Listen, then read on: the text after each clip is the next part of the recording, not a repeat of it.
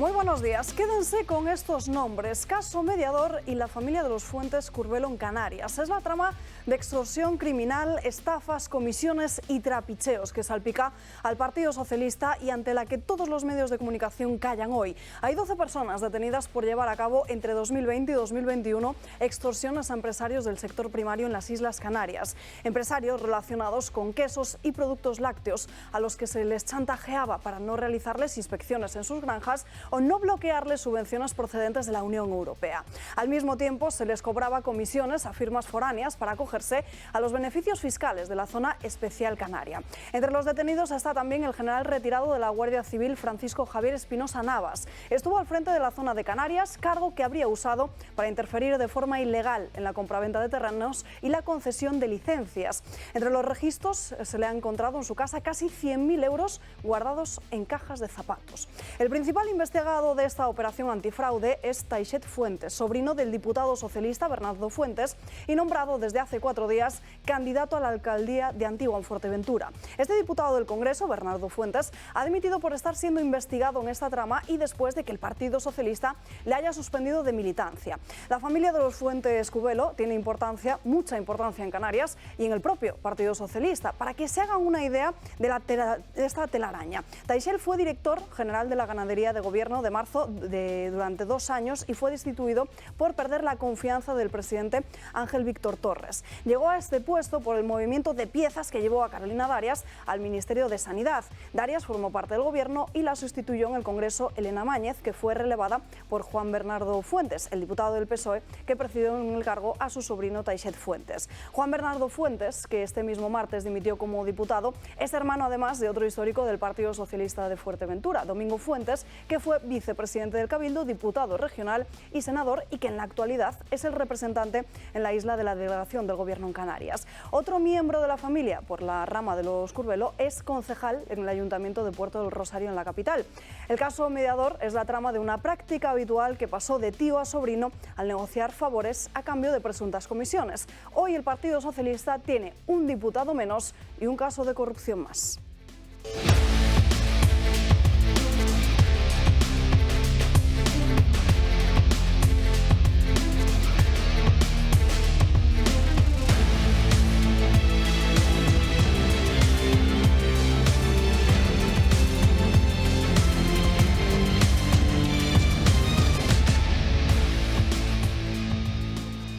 Jueves en Dando Caña con muchos asuntos de los que hablar. Estamos muy pendientes también del Congreso de los Diputados, donde hoy se aprueba definitivamente la ley trans y también la ley del aborto de Irene Montero, pero también tendremos que centrarnos en otros asuntos como la situación económica de las familias, lo que ha sucedido esta mañana en el Pleno de la Asamblea o lo que está ocurriendo en página internacional. Antes de nada, saludamos a los invitados que nos acompañan hoy. José María Francas, muy buenos días. Muy buenos días. Pues mira, hoy voy a comentar una cosa que no tiene nada que ver con lo que vamos a tocar después, supongo, pero así tiene su interés esto. Pero es una cosa que me ha llegado me ha desconcertado.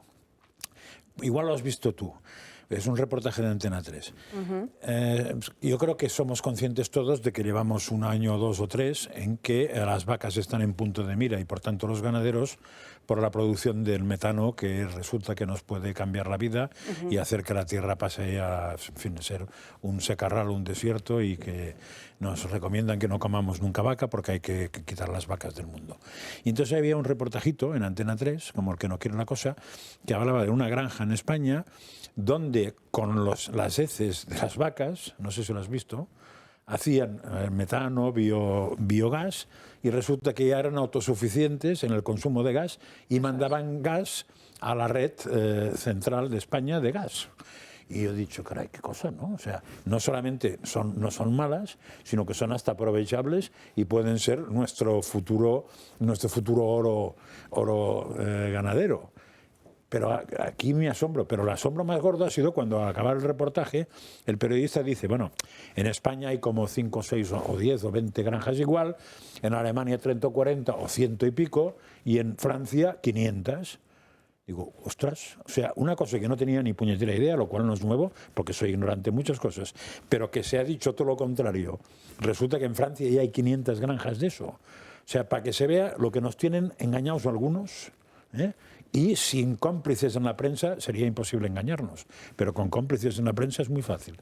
No nos informan de nada y nos pensamos que hay que matar las vacas cuando resulta que pueden ser al final un pozo de petróleo cada una de ellas. David García, muy buenos días.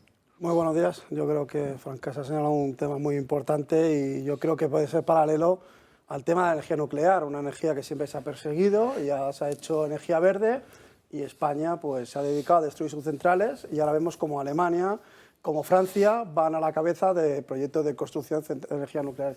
Y lo del Partido Socialista, pues bueno, pues son una banda criminal y hay que decirlo todos los días y como bien has dicho tú, un día más, un caso de corrupción más que salpica a un Partido Socialista que lleva en el ADN la corrupción y es una corrupción sistémica que además tiene muy bien organizada y ya tiene hasta ramas ya de hereditarias directamente. O sea, ya la corrupción pasa de tíos a sobrinos, de padres a hijos, ya es el no va más dentro de la corrupción del Partido Socialista, que estamos viendo en Valencia como el caso Azut.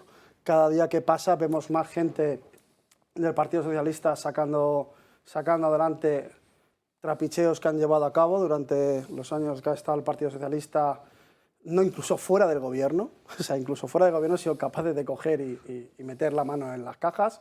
Y estamos viendo como el caso del hermano de Ximo Puig, Francis Puig, ahora por un error del juez a lo mejor no se puede continuar investigando, pero lo que llama la atención es que habiéndose demostrado que falsificó facturas, que se ha demostrado que ha sido sancionado, continúa recibiendo subvenciones por parte de Ximo Puig directamente a su hermano y hemos visto como una cártel criminal, el cártel de Morella, donde el señor Ximo Puig, X.Puig, no sabemos si es la X del líder del caso Azut y del cártel de Morella. Mariano Calleja, muy buenos días. Buenos días. A mí me deja impactado lo de las vacas que ha contado aquí Francesc, la verdad. Pero bueno, yo llevo toda la semana bastante entretenido y ocupado con el debate que ha habido dentro del Partido Popular pues, a propósito del aborto, ¿no? De si es un derecho o no es un derecho. Bueno, se han armado ahí un lío monumental en el Partido Popular durante estos días, ¿no? Y al final pues, han llegado a la conclusión de que es un derecho de la mujer si está de acuerdo con la ley del país, pero no es un derecho fundamental porque no está en la Convención de Derechos Humanos. Si estuviera en la Convención, a lo mejor para el Partido Popular sería derecho si fundamental. Lo ponen en la Convención ya se claro, lo o sea, la explicación que ha dado Alberto Núñez Feijóo, que la dio ayer, es que no es un derecho fundamental porque no está en la Convención de Derechos Humanos. Si lo estuviera, porque sabéis que hay un debate en la Unión Europea ahora mismo para incluirlo como derecho fundamental. O sea, con Macron a la cabeza, quieren poner el aborto como un derecho fundamental en la Carta Europea, ¿no? Y ahí están, en la Unión Europea hubo una resolución del Parlamento Europeo, es decir, esa batalla existe ahora mismo en Bruselas y en toda la Unión Europea. Y bueno, pues de momento la posición del Partido Popular pues es la que es y la que escuchamos ayer a Feijóo. Tendremos que hablar de ello, como decíamos antes, se aprueba esta mañana la ley del aborto en el Congreso de los Diputados. Analizaremos también el cambio de posturas del Partido Popular, que presentaba ese recurso ante el Tribunal Constitucional, que pasó a un punto de indefinición y que ahora Alberto Núñez Feijóo no lo reconoce como un derecho fundamental, pero sí dice que es un derecho de la mujer hacerlo si el reglamento del país, como bien señala Mariano Calleja, así lo recoge. Antes de nada, abrimos página política porque hace un año, hablando del Partido Popular, de esa crisis que se originó en Génova 13, con Pablo Casado a un lado e Isabel Díaz Ayuso. La batalla comenzaba por la intención de Ayuso de presidir el Partido Popular de la Comunidad de Madrid y se emprendió una especie de guerra fría, un fuego amigo para destituir y sacarse de en medio a Isabel Díaz Ayuso, lo que terminó con la propia dimisión de Pablo Casado, como saben, y el ascenso de Alberto Núñez Feijóo. Esta misma mañana publica además el diario El Mundo cómo fueron esas últimas horas de la crisis, esas últimas horas de la noche anterior a la que dimitió Pablo Casado. O conseguimos el papel o estamos muertos. Era lo que se comentaba en Génova 13, de conseguir ese papel donde se implicaría el hermano de Isabel Díaz Ayuso para poder argumentar de cara a la opinión pública apartar a la presidenta de la Comunidad de Madrid. Y hemos visto ahora cómo ha cambiado el Partido Popular desde entonces. Ayuso se ha convertido en la presidenta del PP en Madrid y ha salido evidentemente reforzada. A ver, yo creo que eso explica muchas cosas, esto que pasó, pero una cosa que explica es que la política no está hecha para la ideología, sino que está hecha para el gobierno. Entonces, el que tiene votos, tiene votos. Y el que no tiene votos no tiene nada. Y claro, enfrentarte con una persona que tiene votos pues acaba difícilmente ganes. Aparte de eso, yo no tengo claro qué pasó y ni creo que lo sepamos. Será casi como todo, que sabremos una parte, porque no tiene mucho sentido que la batalla fuera entre Casado y Ayuso, sino que la batalla, o sea, que alguien aprovechó esta batalla Es que hay un factor que nunca se explicó y que sí que se mencionó en diferentes entrevistas, el hecho de que Pablo Casado pudiera estar en contacto con gente de Moncloa para poder desbancar a Ayuso. Bueno, claro, sí, pero diríamos, pero que en el fondo, o sea, a ver, puede ser que el detonante fuera el querer quitarse a Ayuso de encima, pero probablemente la causa de fondo sería que la actuación del secretario general, cuyo nombre ahora mismo ni me acuerdo, Teodoro García Egea, el de las aceitunitas, pues tenía una manera de funcionar más propia de otros regímenes que de uno normal, y consiguió tener casi cabreados a todos los que de alguna manera pilotaban los PPs de distintos sitios, y en un momento determinado se pasa más de la raya de lo conveniente y hace que todos se aglutinen detrás de Ayuso, pero no para que Ayuso sea la presidenta de Madrid, que les importaba un rábano, sino para quitarse a Egea. Y cuando Egea se encuentra con que Pablo Casado no es capaz de mandarlo para casa con la velocidad suficiente, pues ya se dan cuenta que no es Egea, es el paquete. Yo tengo que decir, y lo siento mucho, que como personaje me parece que era más personaje Casado que Feijóo. Como cabeza ideológica, ¿en qué sentido?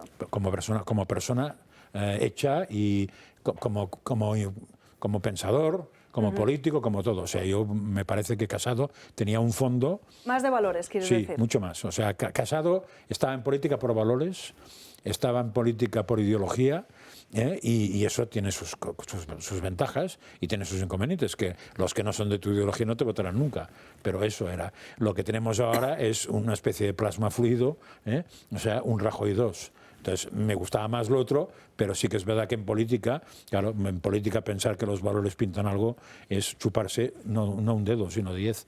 Mariano, que ha sido toda esta historia muy de cerca. Lo que ocurre, es verdad que comparar los estilos de Pablo Casado y de Alberto Núñez Feijóo, pues claro, es que son totalmente distintos. La manera de entender la política, los dos tienen valores, pero son valores distintos. Es decir, valores porque para uno la batalla cultural, la batalla ideológica es primordial, para otro lo primordial es el pragmatismo y intentar resolver de forma directa los problemas de los ciudadanos y no enredarse en cuestiones pues que lo único que hacen pues es seguramente reducir el espacio del Partido Popular. O sea, si quieres resolver los problemas de los ciudadanos, necesitas conseguir una mayoría amplia y entonces es mejor no meterse en ciertos charcos porque esa mayoría se reduce. A partir de ahí, lo que ocurrió hace un año, fijaos, ha pasado un año, es que como para pensar lo que puede pasar en las elecciones generales de finales de este año, es decir, hacer pronósticos es una locura, pero lo que fue una osadía por parte de Pablo Casado en la edición nacional del PP anterior fue enfrentarse a Isabel Díaz Ayuso. Era el gran activo que existía en el Partido Popular. Es decir, Isabel Díaz Ayuso arrasaba. Ahora también, pero quizás con matices, ¿no? Arrasaba allá donde fuera en toda España, no solamente en la Comunidad de Madrid, como si fuera una estrella de rock. Es decir, es que la hemos visto, los periodistas la hemos visto en distintos puntos de España, no solamente en Madrid, y cómo pues, le aplaudían incluso en Cataluña, que el Partido Popular ahí pues, es bastante complicado que tenga adeptos, por decirlo así. Pero bueno, la osadía de Pablo Casado y Teodoro García Egea entonces estaría justificada si hubiera algo detrás.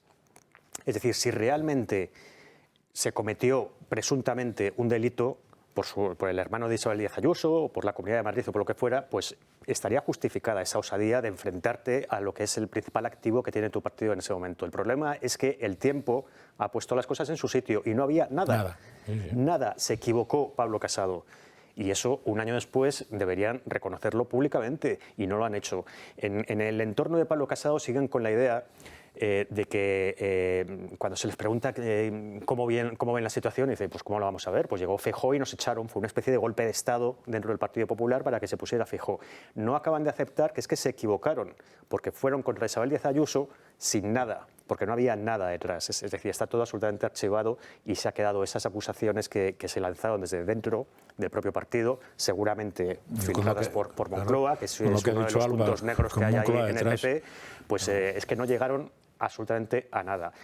y bueno, pues el tiempo ha puesto las cosas en su lugar, efectivamente. Bueno, hablando del Partido Popular de Madrid, Vox ha devuelto con creces al Partido Popular su negativa a aceptar las enmiendas de los presupuestos, porque ha aceptado 4 enmiendas que Vox había planteado a la ley de maternidad y las ha aceptado en su totalidad, y de hecho el PP quería rectificar su error de introducir esas 4 enmiendas porque aceptaba como parte de ellas, pero no tal y como estaban formuladas, y lo que le han contestado desde Vox es que se estaban entregando fuera del plazo establecido. Bueno, pues a partir de ahora esas enmiendas en la ley de maternidad contemplan una deducción de 700 euros por hijo adoptado y también más facilidades a la compra de vivienda a jóvenes que decidan formar también una familia. No, es que las políticas de Vox, yo creo que al final, tanto que estamos hablando de los estilos de Feijóo y Casado, que Feijóo lo basas todo en gestión y decía gestión frente a Vox, que no ha gestionado, bueno, pues Vox está gestionando y Vox está llevando una línea en favor de la vida, en favor de las familias, con este tipo de ayudas, poniendo el acento en un problema que tenemos, que es la de la despoblación y un problema de natalidad, donde tenemos ahora mismo más muertes que nacimientos en España, y las políticas en favor de la familia y del nacimiento tienen que ser el pilar fundamental y la piedra de toque que cambie un poco las políticas que estamos viendo en España. Al final estamos viendo una cultura de la muerte, lo estamos viendo ahora mismo con la ley del aborto, frente a una política de la vida, que es la defensa de la familia. Tenemos que fomentar los nacimientos, tenemos que fomentar de una vez por todas la natalidad, y eso se hace estando al lado de las familias, dándoles ayudas y refuerzos de este tipo. Y antes de meternos más a fondo con el asunto de la natalidad, ayer les contábamos aquí cómo el diario El Debate publicaba que Juan Carlos Campos se gastó casi 300.000 euros, 286.000 concretamente, a cargo del Ministerio de Justicia en viajes, hoteles, a Cádiz, cuando tenía dos casas allí, pero él argumentaba estos gastos también muchas veces en hoteles, desplazamientos y comidas. Bueno, pues publica hoy también medios como el Ministerio de Justicia se desmiente a sí mismo, a ese documento que contaba ayer Digital, y achaca esos abultados gastos de Campo a un error administrativo. Según estas aclaraciones del Ministerio de Justicia, Campos hizo 16 viajes a Cádiz, pero no se gastó 253.000 euros en un único viaje en Navidad, y dice que la cifra obedece más bien a un fallo de transcripción. Es decir, que le echan la culpa a otro en vez de dar unas explicaciones más reales de lo que ha sucedido. Entonces, ¿qué se gastó, cuándo se lo gastó? Porque si... Eso es lo que tienen que aclarar. Claro, si resulta que hizo todos los viajes y dicen que no se lo gastó en un viaje, no, claro, se lo gastó en la suma de todos. ¿No? Con lo cual, una vez más, no entiendo nada, pero ya es tan habitual que... Al final... Hombre, tendrá que explicarlo, al final acabaremos mareando la perdiz si era un viaje, si eran 5, y no pasará nada. A ver si es un error administrativo, pero que digan bien cuál es el error. A lo mejor se equivocaron al poner el punto y en lugar de ser 250.000, pues fueron 2.500. O sea, pero que lo digan. O sea, yo creo que aquí lo que hay que enseñar son las facturas, efectivamente, y que, bueno, para eso está también el Tribunal de Cuentas y que lo analicen bien. El Tribunal de Cuentas es otra de estas. Bueno, otro que ha desmontado. De Moncloa con el aceitunero, ¿no? Me ha parecido una noticia hoy que te había desmontado el Tribunal de Cuentas y que había bajado prácticamente a más de la mitad los informes que hacía actualmente con los nuevos movimientos que había hecho Sánchez. O sea, que el Tribunal de Cuentas también desactivado ya, sí. La transparencia. Acordaos que durante la pandemia se inventaron Vicos Potato, nos cargamos la transparencia, no puede existir durante la pandemia. Acordaos que se suspendió la transparencia y es habitual ver que no contestan a nada o lo declaran directamente como secreto de Estado. No os extrañe que cojas también que sea un secreto de Estado dentro de poco el viaje a Cádiz de este señor. Es que además el Ministerio de Justicia se refiere únicamente a uno de esos viajes que data del 22 del 12 de 2020, cuando asistió a la presentación de la Cátedra de Derecho Notarial de la Universidad de Cádiz. Se refiere a esos 250.000 euros, pero sin embargo vemos otros viajes en verano, cuando asistía, por ejemplo, a la grabación de un programa de televisión, 1.400 euros. Ustedes me dirán en qué se gastan unos 1.400 euros en ir a una provincia o una ciudad que está dentro del propio país. Si tienes el viaje gratis, además, porque eres diputado y el Congreso te cotiza los billetes. 1.300, pero hay otros de 3.700, otro de 1.400, otro de 1.500, 1.700... No sé. Es decir, eso se necesita pues una aclaración y una explicación y que se muestren las facturas y que se sepa realmente lo que ha pasado, porque lo que no vale es decir que ha sido un error administrativo y no se explique y no se enseñe realmente cuál es la cifra exacta. Pero de todos modos, como dijo alguien ayer aquí, que lo expliquen. Si el equipo Montero se pudo ir a Nueva York con el Falcon y no ha pasado nada, Campos se puede ir a Cádiz las veces que le da la gana, que no tiene una cosa que ningún hemos problema, conseguido y los ministros actuales en también. las Cortes ¿no? Valencianas, desde que llegó Vox, ha sido arrojar transparencia del dinero de asignación de los grupos parlamentarios, porque no existía, se daba una asignación, pero no existía una rendición de cuentas. Sí que el Tribunal de Cuentas sí que nos daba un poco en las pautas y sí que había un poquito de control, pero no existía el control que estamos llevando ahora. Es decir, nosotros tenemos que justificar todos los gastos derivados de las asignaciones que nos asignan a los ¿Pero grupos. vosotros sois el grupo de Vox o el resto de grupos también? Hemos conseguido que el resto de grupos también, pero ahora mismo los únicos dos partidos que están haciendo esto son Vox y Ciudadanos. Estamos cumpliendo a rajatabla con todo lo que exige y nosotros tenemos total transparencia de nuestras cuentas, con eso... de lo que hacemos, incluso pues, los viajes que, con este por ejemplo, todo va reflejado con todas las cuentas, todos los justificantes, todo de por qué se hace un viaje, qué se gasta un dinero, todo. Del último céntimo está justificado. No, es que asignaciones de grupo, que la gente sepa que no solamente tiene el Congreso y el Senado, sino todos los parlamentos autonómicos, todos los ayuntamientos medianamente grandes, porque los pequeños no cobran ni el alcalde, todas las diputaciones, etcétera. O sea, tienen una asignación de grupo que además tiene un mínimo. O sea, si consigues ser grupo tienes un mínimo y según los diputados o los concejales tienes un plus. Y eso hasta ahora simplemente era un dinero que se sabía que iba ahí y punto pelota. Sí, no, ese dinero se hacía Con lo cual se pagaban se daba un media dinero campaña. tanto por los votos como por el número de diputados que tenía cada grupo y con ese dinero aportado pues tú podías contratar el staff que tú considerabas y bueno, el material o no. O y muchísimas cosas que te van, por ejemplo. Claro, en teoría eso era para material, desde material físico hasta una fotocopiadora, a no ser que te la ponga ahora ya, etcétera, hasta lo que dices tú, contratar gente experta en distintas áreas para montar un gabinete del grupo.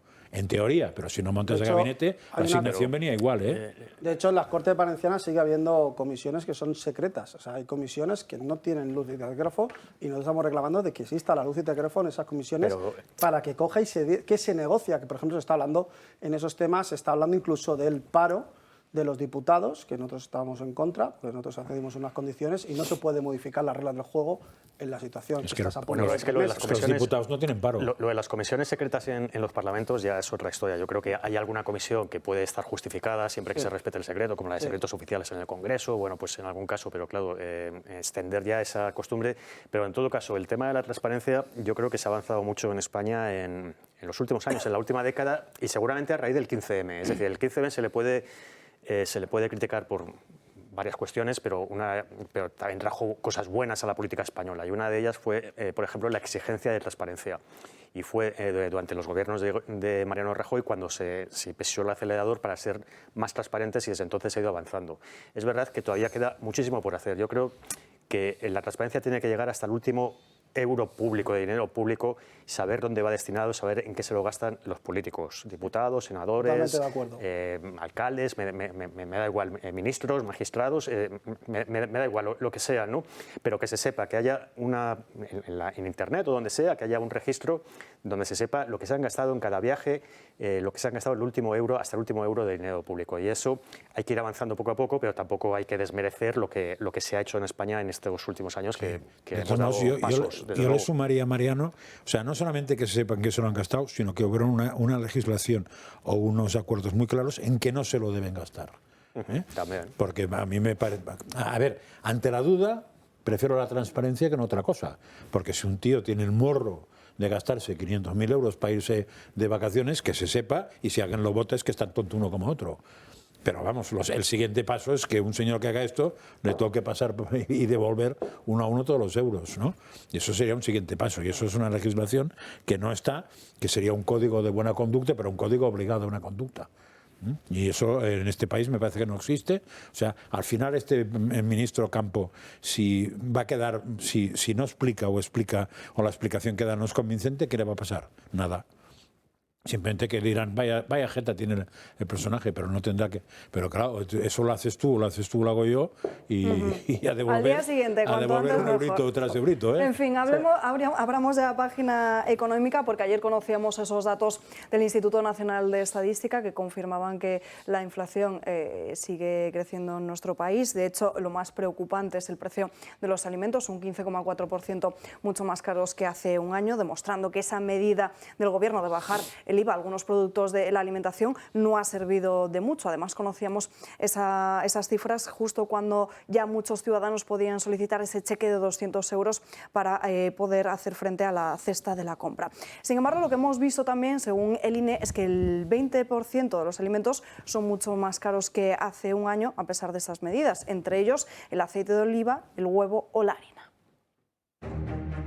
Decía el Gobierno que la rebaja del IVA se notaba en la cesta de la compra de los españoles. La compra de mi casa ya refleja esa bajada de los precios. Es cierto que, como todos los españoles, yo busco las ofertas. Silencio, por favor. De temporada, y he visto que en aquellos productos en los que ha bajado el IVA han bajado los precios. Seguro que a muchos les gustaría saber en qué supermercado compra la ministra de Economía para afirmar tal cosa. Sin embargo, la realidad para los ciudadanos de a pie, por desgracia, es distinta. Y es que el índice de precios de consumo que publica el INE muestra que los precios de los alimentos afectados por la medida bajaron ligeramente respecto al mes anterior. Pero al estar tan elevada la inflación, esto no se nota. De hecho, en enero los precios continuaron un 15,4% más altos que en el año anterior. Y no solo eso, sino que hay 19 subclases que el pasado mes de enero aún eran un 20% más caras que un año antes. ¿Cuáles? Pues la leche ha experimentado una subida del 33,4%, un poco más que el aceite de oliva. Las harinas y cereales lo hicieron en un 28,1%,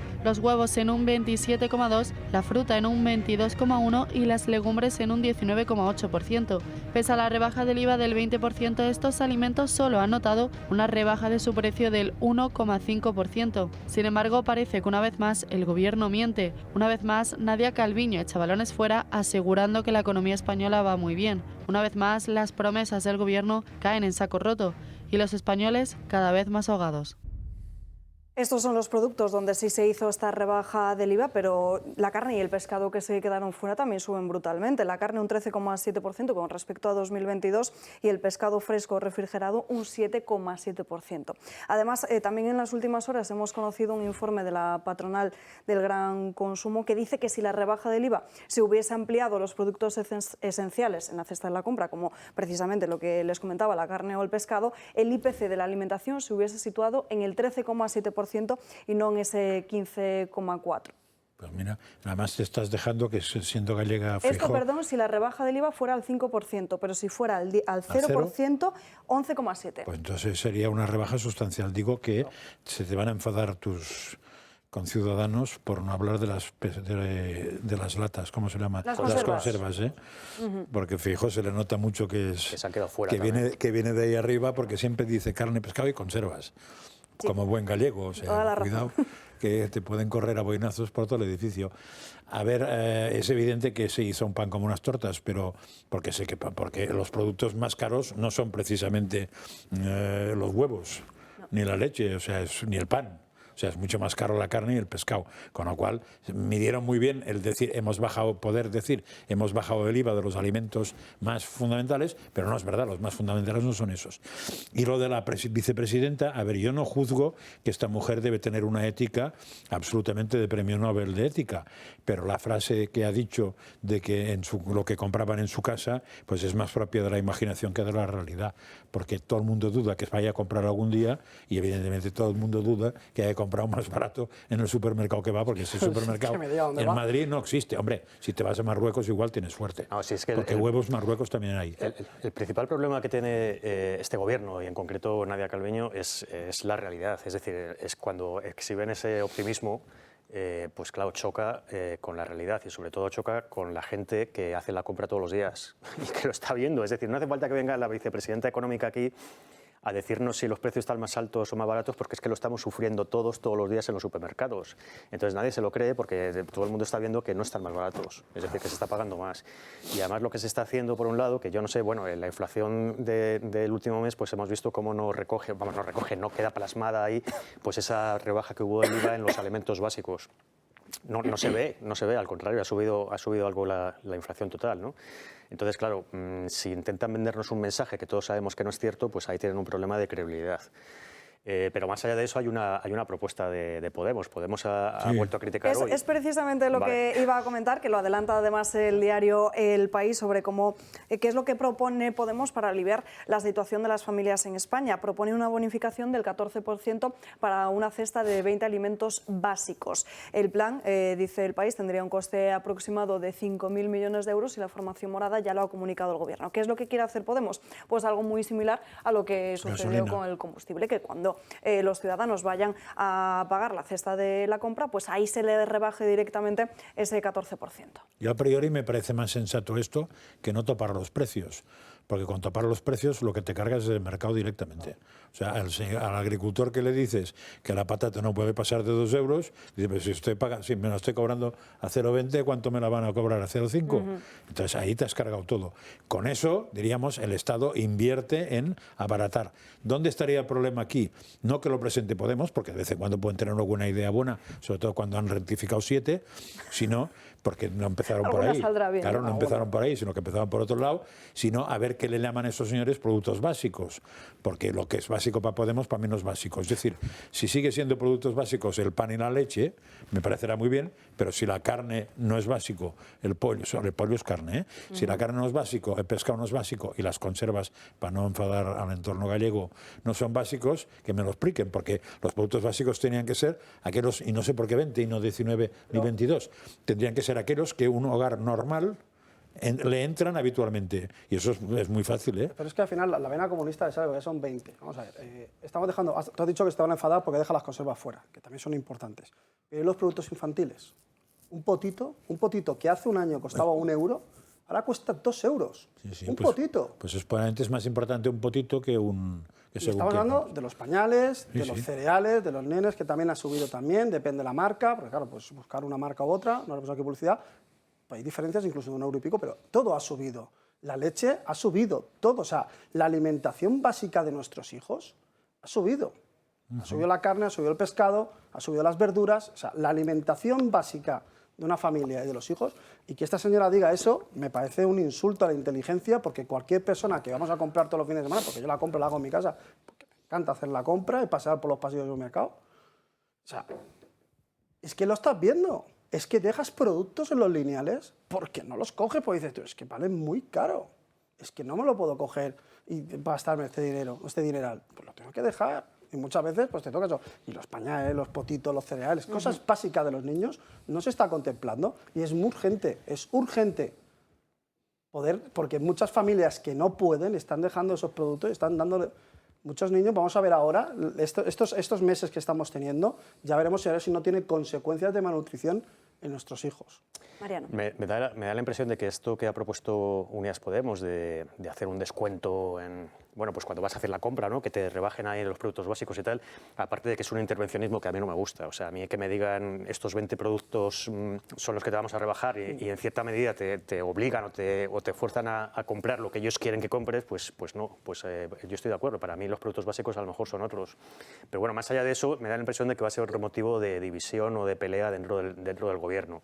Para empezar, Podemos ha empezado criticando pues la medida de la rebaja del IVA en productos básicos, una medida que tomó el gobierno y por lo tanto tomó Podemos también, porque parece que ahí el gobierno pues es... No, el gobierno cuando toma una decisión la toman todos, el Partido Socialista y Unidas Podemos, todos. Y bueno, esta medida de rebajar al final de la compra, pues nos lo vamos a pasar bien porque me da la impresión de que va a haber pelea ahí también. Sin duda. Nos vamos hasta el Congreso de los Diputados porque este jueves, con motivo de la votación prevista en el Congreso de los Diputados de las enmiendas del Senado a la reforma de la ley del aborto y su publicación y puesta en vigor para su aprobación, la Fundación Más Vida se manifiesta por sorpresa a las puertas precisamente de esa Cámara Baja donde está Gabriel Serrano. Gabriel, muy buenos días. Buenos días, Salva. Pues tras la puesta en marcha de la ley del aborto aquí en el Congreso de los Diputados y tras haber aprobado las enmiendas en el Senado, al igual que el Tribunal Constitucional pues avaló la ley del aborto aprobada por Zapatero en 2010, estamos con Álvaro Ortega, presidente de la Fundación Más Vida, que han querido venir aquí a manifestarse para promover la vida y defender la maternidad. Hola, Álvaro, buenos días. ¿Qué tal? Muy buenos días. ¿Qué pretendéis conseguir con este acto? A pesar de que aprueben la ley en el Congreso, vosotros queréis seguir defendiendo la vida. Pues hoy hemos venido a mostrar aquello que quieren ocultar a las mujeres embarazadas, y es el latido de su bebé. Por eso hemos presentado la iniciativa La Voz del Corazón, para que se escuche alto y claro aquí, en las puertas del Congreso, en las puertas de la soberanía nacional, donde han aprobado esta terrible ley, ese latido, esa vida humana, esa vida latiente que demuestra que dentro es una vida humana que necesita protección jurídica para que la mujer pueda seguir adelante con su embarazo. Vosotros como fundación, ¿cómo llegáis a esas mujeres que quieren abortar y cómo les dais el apoyo? Desde Fundación Más Vida organizamos campañas solidarias de ayuda a mujeres embarazadas en colaboración con todas las asociaciones Provida asistenciales, pues Fundación Red Madre, Adevida, Provida, Rescatadores Juan Pablo II, Más Futuro, para proporcionarles esa ayuda que necesitan para asistir a las mujeres embarazadas. Fundación Más Vida es una fundación de jóvenes, ¿no? Y tenemos un capital humano importante, son muchos los voluntarios que tenemos aquí en Madrid, tenemos tiempo, energías, ganas para conseguir esos recursos que necesitan esas mujeres embarazadas.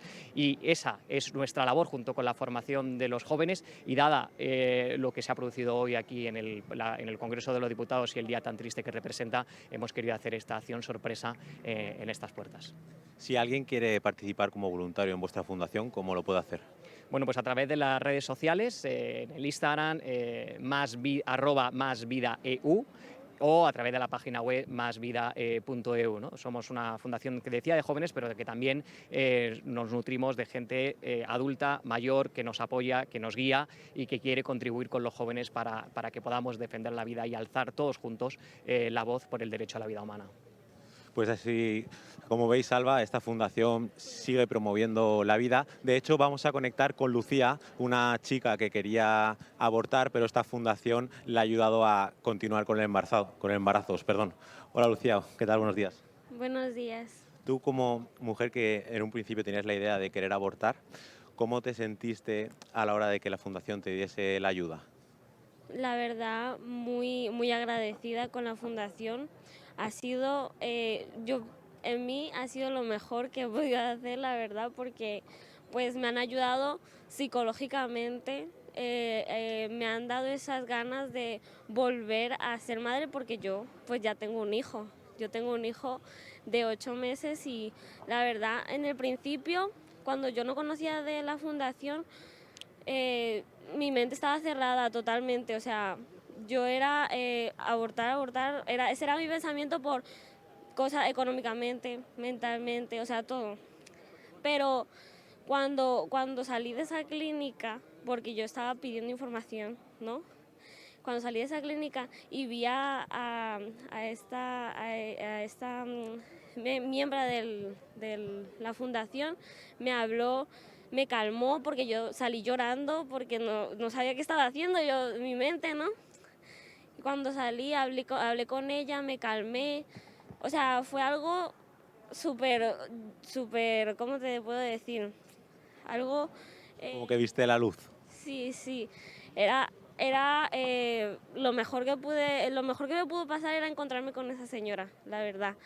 Y gracias a Dios no quiero seguir. Me arrepiento de haber querido tomar esa decisión, porque pues algo que pues a uno le ¿cómo te puedo decir? Le duele tomar esas decisiones, o a veces tienes que pensarlo varias veces para poder tomar esa decisión. Pero la verdad, muy agradecida. Y ahora que estoy así, quiero seguir y apoyar al derecho a la vida. O sea, ya el bebé desde las 3 semanas ya está latiendo. O sea, yo con mi primer bebé, desde el primer momento que me hicieron la primera ecografía, ya el bebé, el corazón estaba latiendo.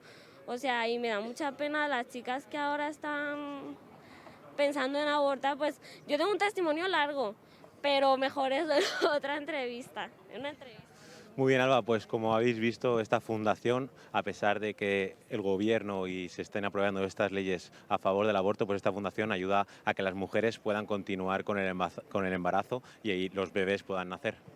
Gracias, Gabriel. Gracias también a la Fundación Más Vida por atendernos y sobre todo por levantar la voz, que cada vez somos más los que nos manifestamos contra la barbarie del aborto. Nos tenemos que ir rápidamente a una pausa de publicidad y a la vuelta seguimos hablando de este y de otros asuntos. No se marchen. Ya estamos de vuelta en Dando Caña. Ahora en unos minutos les contaremos qué es lo que ha sucedido con el Fútbol Club de Barcelona, que acapara titulares desde ayer por la mañana. Pero antes, el debate que ha vuelto a abrir Yolanda Díaz, que abría la vicepresidenta y ministra de Trabajo en la tribuna del Congreso de los Diputados sobre la indemnización por despido. Los despidos injustificados son una ilegalidad y además una ilegalidad muy grave, porque si los toleramos o si no hacemos lo necesario para combatirlos, se producen daños irreparables. No es admisible un mercado de trabajo basado en despidos, lo digo claro, a precios de saldo. El despido barato no fomenta la contratación, sino que lo que fomenta son relaciones laborales tóxicas. El despido en nuestro país no es caro, lo sabe usted muy bien, es demasiado barato. Es tan barato que les sale a cuenta despedir utilizando la indemnización de despido improcedente, pagar 33 días, aunque sea legal, y procedan 20 días. ¿Qué os parece? Pues es que no. A ver, esta semana ha habido una sentencia judicial que no hablaba de 20 ni 30 días, sino creo que hablaba de bastantes más, para empezar, ¿no? Lo de que el despido barato no fomenta el empleo, eso que se lo explican a los americanos y se quedarán, en Estados Unidos se quedarán muy desconcertados. Supongo que no es la única medida, claro. O sea, si abaratas el despido y no haces nada más, igual resulta que no solucionas nada. Pero con el despido caro sí que el pleno empleo es imposible. Porque si el despido es caro, lo que se hace es que la contratación, se baja la contratación seguro. Eso es como absolutamente todo. Y lo que no sabía yo es que era un delito. Despedir sin argumento, o como era, yo creo que está... Sí, que no es legal, ha dicho y tal. A ver, lo que pasa es que el Gobierno tocó la reforma laboral de Rajoy no hace mucho, es decir, podía haberlo incluido en ese momento y no lo hizo, es decir, ha esperado al año electoral a anunciarlo pues 3 meses antes de las elecciones. A mí me parece un anuncio bastante electoralista. Es verdad que cuando Yolanda Díaz plantea algo así y plantea un pulso también dentro del Gobierno, lo gana, lo suele ganar habitualmente. Entonces, pues tiene pinta de que esta medida, si ella se empeña y se obceca, pues se la puede imponer al resto del Gobierno. Veremos. Pero en todo caso, son medidas que van contra la flexibilidad del mercado de trabajo. Es decir, eso es una obviedad. Si tú estás encareciendo el despido improcedente de los que están ya con un contrato indefinido o como estén, pues estás dificultando la contratación. Porque los empresarios se lo van a pensar mucho antes de incorporar a personas y con ese tipo de contratos. Es decir, yo creo que todo lo que sea ir contra la flexibilidad del mercado de trabajo hay que mirarlo muchísimo y tener mucho cuidado, porque se puede volver en contra enseguida. No, yo creo que aquí, yo soy un trabajador que ha trabajado toda la vida, trabajamos de trabajos precarios y puedo hablar con conocimiento de causa de lo que es esto. Esta señora no tiene ni idea de lo que es el mercado laboral, no tiene ni idea de lo que es la temporalidad, no tiene ni idea de lo que son muchos sectores como sectores de servicios o sectores específicos de temporada, no tienen ni idea de eso. Igual que se señala muchas veces a los empresarios, que hay empresarios malos, también hay trabajadores malos. Y que una señora, su mayor argumento sea que las relaciones son tóxicas, oiga, pues vamos a hablar con un poco de seriedad. Primero tenemos que hablar de un mercado que estamos siendo menos productivos de lo que hayamos ser productivos en España para poder crecer. O sea, tenemos que buscar medidas para crear puestos de trabajo y productividad. Y estas medidas no van en esa línea. Tenemos que estar al lado de nuestras pymes y los autónomos. Estamos viendo que cada 2 por 3 les están subiendo las cuotas y le están poniendo más palos a las ruedas a los creadores de empleo en España, que sabemos que el 90 y tantos % de los tejidos son pymes y medianas empresas, que son la verdadera empresa. Cuando una persona se encuentra en la situación de contratar y se encuentra más trabas, más dificultades, oiga, por supuesto tenemos que estar al lado de los trabajadores, por supuesto. Yo claro que quiero tener el salario mínimo interprofesional más alto, por supuesto creo que tener todos mis derechos laborales garantizados, que tienen que estar garantizados, pero también tenemos que coger y ser conscientes de la situación que tenemos de mercado. Y la situación que tenemos ahora mismo es que tú no puedes coger y en una situación donde estamos viendo que nuestras empresas no terminan de crecer, no terminan de romper y tenemos un mercado que básicamente son pequeñas y medianas empresas, hay otras medidas que tienes que poner encima de la mesa, por ejemplo, los impuestos al trabajo, porque en España es el único país que se paga por trabajar. Pagan los trabajadores y pagan los empleadores. Y esta señora demuestra una vez más eso, no tener un conocimiento real de lo que es la situación real del mercado laboral, donde tenemos muchísimos problemas en la hora de la productividad que permitiría crear empleo. Porque desde que esta señora ha entrado se destruyen autónomos todos los días, con unos 600 en enero de media, y estamos viendo como incluso se han destruido puestos de trabajo desde la entrada en vigor de la nueva reforma laboral. Hablemos ahora del Fútbol Club de Barcelona y de esa investigación abierta por la Fiscalía de la Ciudad Condal tras detectarse una serie de irregularidades tributarias entre el año 2016 y 2018. Dasnil 95 SL, que es la empresa del vicepresidente del Comité Técnico de Árbitros, José María Negreira, habría cobrado del Barça cantidades millonarias. Desvela hoy El Mundo esas facturas del Barcelona a Negreira. 33 pagos en 2 años por 1.685 millones de euros. Francas. ¿Qué quieres que diga? A ver... ¿Es con club? Sí, es más que un club, sí. A ver, es que aquí habrá que ver exactamente qué hay detrás de eso. O sea, yo por lo que a mí me ha preocupado el tema, porque, claro, si detrás de eso inferimos que el Barça pagaba árbitros para que no le pitaran penaltis, tendríamos un problema grave y habría que actuar muy, muy fuerte. Pero no estamos hablando de eso, de momento. Estamos hablando de que Hacienda pilla a un señor con su empresa, cuando le hace una inspección, unos ingresos que no es capaz de justificar. Esto. Con lo cual estamos hablando de Hacienda. Entonces, Hacienda, cuando se encuentra eso, y que supongo que ha pasado a más de una persona, y a partir de ahí la suma excede una determinada cantidad, que no sé si son 250.000 euros o una cosa así, eso lo pasa directamente a la Fiscalía, porque ya estamos hablando de un delito. Con lo cual la inspección no es al Barça, la inspección es de Hacienda. A mí me resulta muy sorprendente que un club, sea el Barça o sea cualquier otro, y un señor que sea vicepresidente del Comité de Árbitros, sea capaz de, en su contabilidad oficial, tener apuntados: me han pagado por eso y he hecho eso. Me resulta muy chocante. Cuando yo intento, vamos, no sé, no me ha pasado nunca, pero si yo intentara comprarte a ti, Alba, lo que no haría es mandarte facturas. Lo que haría es traerte un paquetito cada 2 tardes, que es como suele funcionar. Con lo cual, yo como mínimo sería muy prudente exactamente en qué está pasando ahí. Sería muy prudente, porque nos podemos encontrar que si es lo que parece, sea horrible. Pero, ¿y si no es lo que parece? Bueno, pero eso en todos los casos. O sea, en todos los casos yo creo que hay que ser prudente. Pero en este se suman cosas vehementes. Sí, pero aquí hay cosas vehementes de clubes. O sea, aquí todo el madridismo ya ha reado directamente. Bueno, sí, pero es verdad que durante 2 años... que puede ser que en todos, según el Barça, todos hacen lo mismo y no se sabe qué es lo mismo. Pues entonces que se investigue. Y no se sabe qué es lo mismo. Entonces yo prefiero ser cauteloso, pero digo, si lo que se ha hecho es comprar árbitros, evidentemente no tiene defensa posible. Pero es verdad que esto coincide, yo te pregunto porque tampoco tengo la idea, tampoco soy demasiado futbolero, ¿es verdad que coincide con 2 años en los que no se pitó un solo penalti en contra al Barça? No tengo ni idea. Porque, el Barça tiene 700 y pico días, si no me equivoco, o no sé cuántos días sin penaltis. Que tiene prácticamente un récord. Aquí estaría escrito números. Es curioso, ¿no? Seguramente. Lo que es normal es que sean 2 años, porque Hacienda suele hacer las inspecciones en 2 años. ¿Y por qué no va más atrás? Pues porque ha prescrito, con lo cual no va a ir más atrás, y las hace en periodos de 2 años. Con lo cual que sean 2 años es esto. O sea, pero no quiere decir nada esto. 2 años, pueden ser muchos más, ¿eh? O sea, que yo me quedaría con la prudencia de exactamente de qué estamos hablando. Y con los hechos de los penaltis.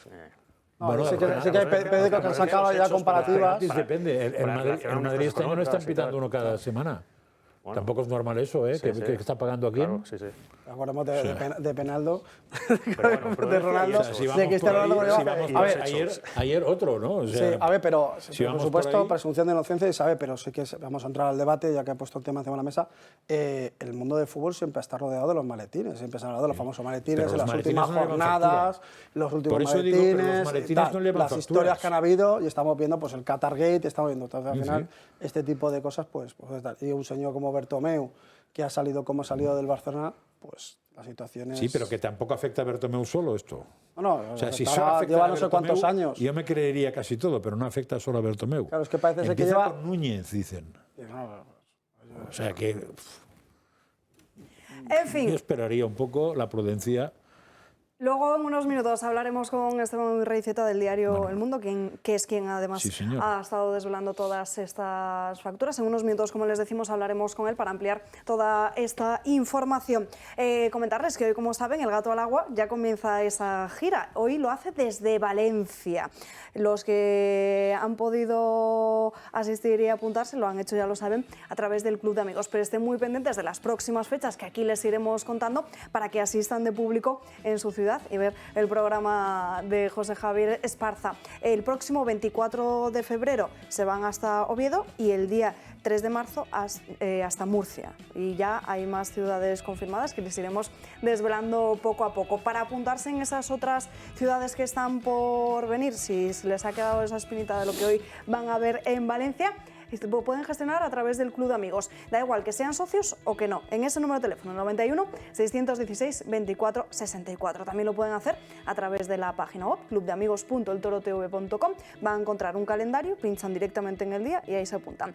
91 616 24 64. Pausa para la publicidad y a la vuelta seguimos. Ya estamos de vuelta en Dando Caña, seguimos muy pendientes de la actualidad de lo que está sucediendo en el Congreso de los Diputados, donde hoy se ratifica la ley del aborto, la ley trans. Todavía nos queda pendiente hablar de la educación, de esa formación profesional, porque a partir de ahora el Gobierno dará la residencia temporal a los inmigrantes que estudien esos cursos, de la segregación por sexo en las aulas, del sí es sí, y de lo que ha pasado también en el Pleno de la Asamblea de Madrid. Así que, como ven, tenemos todavía muchas cuestiones de las que hablar y encima se incorpora a nuestra mesa Julio Eriza. Muy buenos días. Esto es no parar, ¿eh? Mira, estaba escuchando a José María Francás, que es muy del Barça, y oye, me parece genial, porque el Barça es, sin duda alguna, la afición del Barça es una de las mejores aficiones del mundo. O sea, no tengo ninguna duda. Ahora bien, que lo que ha ido pasando por la presidencia del Barça, te diré, con la excepción honrosa de Bartomeu, que me parece uno de los, a pesar, lo digo porque además le conozco personalmente y me parece un tío serio, pero que estén, vamos, sacando la cara con este asunto. O sea, ya acaba de enseñarme David que estuvieron 746 días sin que al Barça le pitaran un penalti. Sí. Hombre, si alguien encuentra en la historia de las ligas europeas, africanas, no sé, o indonesias, un equipo al que estén 746 días sin pitarle un penalti, no sé cuántos partidos son esos. Pero bueno, bastantes. Chico, no sé. Y luego, Piqué, socio del presidente de la Real Federación Española de Fútbol. Piqué, el separatista Piqué. Es todo mentira allí. Todo es mentira. Salvo la afición, que es extraordinaria. Yo creo que algún día esa afición se va a quitar a toda esta gentuza de encima y van a nombrar a algún tío. Bueno, yo, desde luego, espero que sancionen a todos menos al club. Porque eso es sancionar a la afición. La afición no sabe lo que hacen estos tíos, no tiene la culpa. Espero que haya alguien con sentido común que no sancione al Barça como club, ni le baje la segunda, ni le hagan ninguna cosa de esas. Lo que espero es que a los tíos que están gestionando el club los echen a la puñetera calle de una patada y pongan a gente limpia y seria. Ese club esa gente no se merece a esos gestores. Esa es mi opinión. Luego hablamos de ello porque además acabamos de conocer que la Federación ha anunciado que se va a personar en todos aquellos procedimientos judiciales de este caso denominado. ¿Pero qué federación? La socio, el presidente de la Federación, que es el socio de Piqué, es el que se va a personar en este procedimiento. ¿Y para qué? ¿Para saber de primera mano qué es lo que se cuece y poder? Pero si sigue ahí Rubiales. Se le conoce que es un socio de Piqué, que deciden juntos, que cobran pasta los dos por llevársenos a Qatar, a Saudí Arabia, a no sé qué, no sé cuántos, y sigue ahí el tío. Y este es el que se va a personar. Bueno, me da mucha tranquilidad. Pero ¿quién controla esa federación? Es decir, ¿ante quién rinden cuentas? Porque pues no sé, pero o realmente están todos como en Lazarillo de Tormes, que uno se las come de 3 en 3, y el otro de 2 en 2, y el otro de 4 en 4, y nadie protesta. O realmente eso es una jaula una mafia. Funcionan como una auténtica mafia. A mí me ha dejado perplejo. Luego hablamos de ello, a ver si recuperamos la mayor brevedad posible la conexión con Esteban Urreiztieta. A ver qué nos cuenta. A ver qué nos cuenta. Antes la que nos va a contar es Ana Gullo con los crónicas de Manicomio. Buenas tardes, Ana. Muy buenas tardes, Alba.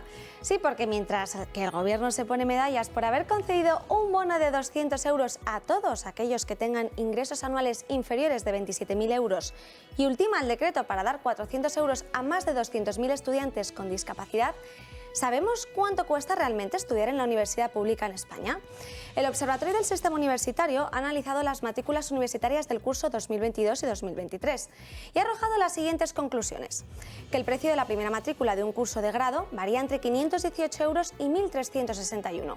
Que el precio de la primera matrícula de un curso de máster habilitante varía entre 591 y 1.283. Y que en la actualidad siguen sin detectarse criterios objetivos para fijar los precios públicos de las matrículas. Esto repercute a nivel autonómico. Las comunidades autónomas aplican coeficientes multiplicadores en los precios de las matrículas, pero lo hacen de forma muy desigual tanto en importes como en criterios. Algunas fijan un precio único para todos los estudios de grados, mientras que otras establecen hasta 7 precios distintos. Si nos fijamos, por ejemplo, en los intervalos de los precios, vemos que la comunidad autónoma donde es más barato estudiar es en Asturias, 518 euros, seguido de Canarias, 568 y Galicia con 591. Y las comunidades autónomas donde son más caras las matrículas son La Rioja con 1.360 euros, Castilla y León con 1.339 y Navarra con 1.283. Una diferencia de 843 euros entre Asturias y La Rioja. Pero es que Asturias tiene truco, porque Asturias es de estas universidades que tienen ese intervalo de precios que puede cambiar. Entonces, mientras que en Asturias estamos hablando que pueden ser entre 518 y 1.361, por ejemplo en Andalucía está el único precio en 757. Entonces van variando, indistintamente si son de comunidades autónomas del PP o del PSOE. Eso nos da igual porque hemos visto que es prácticamente está bastante equilibrado y regulado. En la gráfica también en el estudio se pueden observar variaciones de los precios mínimos y máximos de cómo se han hecho en este último año, y las comunidades autónomas que no han tenido variación de precios han sido Andalucía, Asturias, Canarias, Castilla-La Mancha, Galicia y Murcia. El resto, por ejemplo, la que más ha tenido es Cataluña, que lo ha reducido en un 43%, también es la más cara, hay que decirlo, y Madrid en un 20%. Pero es que estas diferencias se permiten principalmente porque los acuerdos del año del 2020 del Ministerio de Universidades lo permitieron. Permiten esa descoordinación y esa distinción. ¿Por qué? Porque hay un proyecto de ley que está elaborándose, es decir, se aprueba en el Congreso, falta que se apruebe en el Senado. Y ese proyecto establece que la Conferencia General de Política Universitaria deje de fijar el límite. Entonces se establecen solo unos acuerdos marco de contenido en el que tienen que estar esos precios. ¿Qué ocurre? Que ya hay en 2 universidades que los precios fijados están por encima de lo que establece el Ministerio de Universidades. Entonces nos encontramos con Navarra y con la UNED. En Navarra, por ejemplo, según la tabla del Ministerio de Universidades, el precio tendría que estar 17,95 euros el crédito, es decir, 1.077 por curso, y nos lo encontramos a 21,38. El curso se dispara a 1.283. En la UNED pasa lo mismo, 882 por curso, según lo que establece el Ministerio, nos encontramos que está por encima en un 973 por curso, según el decreto que establece. Pero es alucinante cómo esta distinción, sobre todo que luego se ponen medallas con este tipo de ayudas, que los 200 euros o los 400 en matrículas a lo mejor de 1.300 euros, pues habrá muchas familias que no puedan hacer frente. No sé qué opináis, pero me parece de manicomio cuanto menos. David. No, solamente eso, que vamos a ver la cuenta de la universidad, pues eso, que al final las comunidades autónomas, pues vemos como no es lo mismo estudiar en un sitio que estudiar en otro, pues hay diferencias y las familias, pues que tienen medios recursos no viven en una comunidad específica, no viven en toda España. Entonces, pues el acceso a la universidad una vez más se encuentra, pues eso, que las familias más desfavorecidas pues tienen más dificultades todavía, y esta gente que se jacta de escalera social y demás, nuevamente pues se encuentra contra el espejo la realidad y la hipocresía que mantienen en sus discursos y en las propias autonomías donde gobiernan, tanto unos como otros, da igual, se está viendo. Al final te das cuenta de que las universidades son auténticos reinos de taifas muchas veces, y hemos visto casos y sucesos como hace poco la Complutense de Madrid. La universidad es un tema pendiente, una asignatura capital, yo creo que hay que tomar en serio. Sí, pero muchas veces es lo que hemos hablado aquí. Parece que desde el Gobierno se trabaja mucho más en hacer leyes que afectan directamente a la educación de nuestros menores, que se dirigen hacia el adoctrinamiento de nuestros niños, cuando vemos que habrá muchos jóvenes en España que no se puedan permitir costearse la matrícula para poder acceder a una plaza universitaria. Eso lo estuvimos hablando. El tema antes, siempre se ha dicho que se adoctrinaba en la universidad, ¿no? En la universidad, digamos, que era la gran zona de explosión, digamos, política y de ideología. Y ahora lo que se hace es intervenir directamente para abajo, desde abajo. ¿Y eso tiene por qué? Porque cuando tú consigues armar a tus alumnos durante todo su crecimiento escolar, todo su crecimiento ideológico, y les das armas para rebatir los argumentos, cuando llegaban a la universidad se encontraban que eran capaces de rebatir todas las ideas marxistas que estaban intentando ponerle muchas veces a las universidades. Ahora lo que hacen es atacar directamente desde abajo. Entonces esos niños nacen prácticamente adoctrinados desde el principio, y cuando llegan a las universidades son completamente dóciles y mansos a recibir cualquier información marxista que les puedas introducir. Estamos viéndolo, o sea, es que no es una cosa baladí, estamos viendo cómo la ideología ya no está en la universidad, sino la ideología ya ha descargado directamente hasta los más pequeños. Fíjate que Ron DeSantis, el gobernador de Florida, que aprobaron una ley hace como 8 meses, más o menos, para el tema de la revisión de los libros de texto. Es decir, está empeñado en esa batalla contra la ideología woke, que está introducida, como dice David, vamos, desde pequeñitos ya les inoculan ese virus que es realmente criminal para ellos, porque les introducen un mundo completamente irracional y completamente antinatural, y ahora se van a revisar cientos de miles de libros en Florida, y aquellos que estén, digamos, que tengan dentro elementos para la manipulación de los niños van a ser retirados. Y eso lo hace Ron DeSantis, que, por cierto, en una encuesta de ayer, ya en unas primarias, en unos caucus republicanos, ya le ganaría a Donald Trump, como venimos avisando desde hace tiempo. Por cierto, en Telegram tenéis un vídeo esta mañana que no pido que se ponga aquí en la televisión, porque me parece que ya es una cosa muy, muy tremenda, pero ahí se ve como unos médicos, por llamarles de alguna manera, que han realizado varios abortos, tienen a los niños muertos encima de una mesita, y cómo juegan con ellos y cómo se divierten haciendo bromas con ellos. Eso lo tenéis en Telegram, no lo pondremos aquí en la tele, pero es decir, el diablo está suelto a un nivel verdaderamente catastrófico, vamos. Y además, Julio, estás contando muchas otras cosas en tu canal de Telegram. Hay muchísima información esta mañana. Ahí tenéis muchas cosas. Bueno, pues es que es de una maldad increíble lo que cuentas de los que estás jugando ahí. En fin, es alucinante. De todas formas, lo que hablábamos de la universidad, a ver, esta disparidad de precios en la matrícula, claro, lo que indica sobre todo es que es una falta de igualdad en un Estado, en una nación, que llama mucho la atención. Es decir, se crean dos Españas, porque es que las matrículas son más del doble en algunos casos respecto a otros, ¿no? Es decir, se está creando ahí una doble velocidad o una doble vara de computar los precios que es realmente asombroso. Hombre, si luego las becas van en correspondencia con esos precios, pues habría que verlo también, a ver si los que tienen en las matrículas más caras pues lo tienen cubierto también con becas, en su caso. Pero desde luego esa disparidad es bastante llamativa.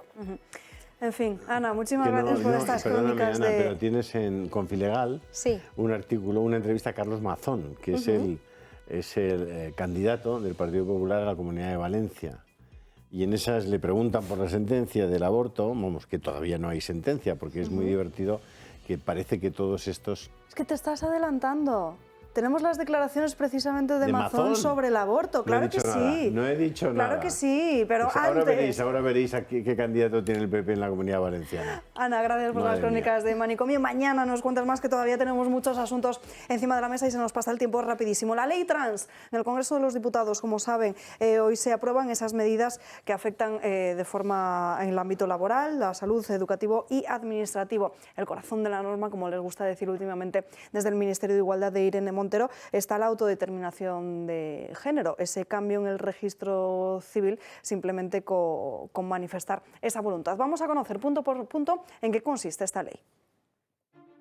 La ley trans, tramitada por la vía de la urgencia, sin debate parlamentario, sin opinión de expertos, bajo la amenaza de ser derogada tanto por movimientos feministas como por la oposición y con graves diferencias dentro del propio Ejecutivo, sale adelante. Un texto legal que permitirá a los menores de 12 años cambiar su nombre en el DNI y cambiar su sexo a los de entre 12 y 14 años con autorización judicial, de entre 14 y 16 con sus padres o tutores legales y desde los 16 años sin siquiera informes médicos o psicológicos, bastando tan solo su voluntad. La cirugía de cambio de sexo será válida a partir de los 12 años sin que deba recibir ninguna autorización paterna ni médica. Los tratamientos hormonales y las cirugías, por supuesto, serán cubiertas por la sanidad pública y cualquier terapia de conversión que busque modificar la orientación, identidad o expresión de género quedan prohibidas. De hecho, los actos que discriminen a las personas LGTBI podrían conllevar sanciones de hasta 150.000 euros. Una ley que se deja también flecos legales, pues aunque la norma asegura que los hombres que cambien de sexo mantendrán sus obligaciones jurídicas para no eludir las condenas por violencia de género, organizaciones feministas denuncian ya que se borra a las mujeres, especialmente a las más jóvenes, niñas que tendrán que convivir con unas decisiones que afecten al resto de sus vidas.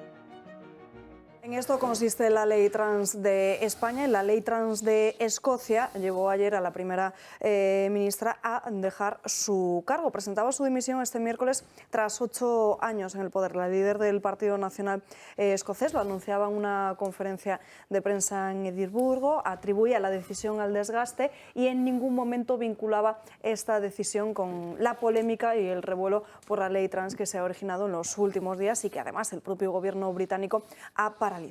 Así anunciaba ella su dimisión. Para aquellos que os sintáis sorprendidos o decepcionados, quizá un poco enfadados conmigo, por favor, sabed que es duro. Que no os quepa duda de que es duro para mí. Mi decisión viene de un lugar del deber y de amor. Amor duro quizá, pero amor aún así, a mi partido y al país. Además, ella lo niega, pero es que en el mes de enero saltó ese escándalo de los presos trans en cárceles de mujeres, uno condenado por una doble violación, otro acusado de molestar sexualmente a una niña de 13 años. El escándalo fue de tal calibre que desde el gobierno tuvieron que rectificar, suspender el acuerdo de inclusión alcanzado con la Alianza Trans Escocesa y se anunciaba que todos esos presos debían cumplir su condena en las cárceles de hombres. No se puede dejar el gobierno en manos de locos. Estos están locos. Y los diputados que voten hoy esta ley realmente tienen que acudir a un centro a que les atiendan cuanto antes. O no la han leído, en cuyo caso mucho peor, pues su obligación es saber qué coño van a votar, pero los que lo voten están realmente mal de la cabeza. O sea, no saben lo que están haciendo. Y en Inglaterra y en Gran Bretaña son muy conscientes de todo esto porque ya hay una class action, una acción colectiva contra la clínica Tavistock, que por cierto es uno de los centros psiquiátricos más importantes del mundo, desde hace décadas. Esa clínica en este momento tiene una demanda colectiva porque me parece que son 1.000 familias, sí, 1.000, si no recuerdo mal, eran 1.000 por lo menos hace un mes. Le dicen a la clínica, oiga, usted aplicó tratamientos hormonales a mi hijo o a mi hija con 10, 12 años y usted lo que hizo fue un crimen. Y ahora, como se han dado cuenta de que fue un gravísimo error, les han metido en una clínica, ojalá la cierren, la hundan y los empapelen hasta el final. Porque los que hicieron eso y los que hoy están haciendo eso, que es coger a un niño de 12 años que puede ir con a los 12, 13, 14 años, la indefinición, los traumas, todo tipo de inquietudes que en la adolescencia, los que tenemos hijos sabemos perfectamente que es una etapa complicadísima de gestionar y en la que los niños pasan por muchísimas situaciones.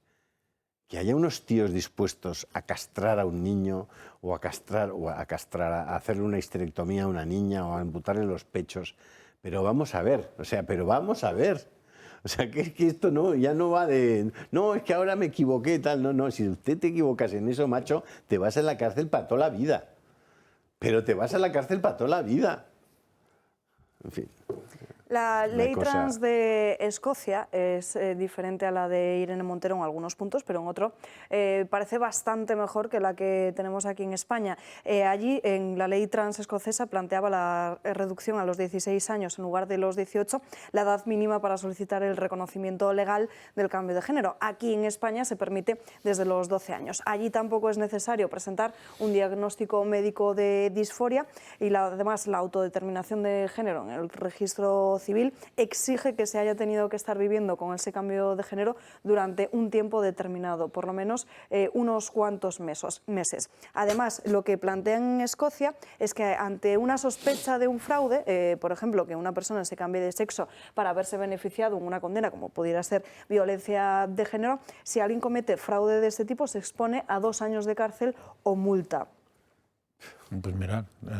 ¿Cómo se sabe que era un fraude?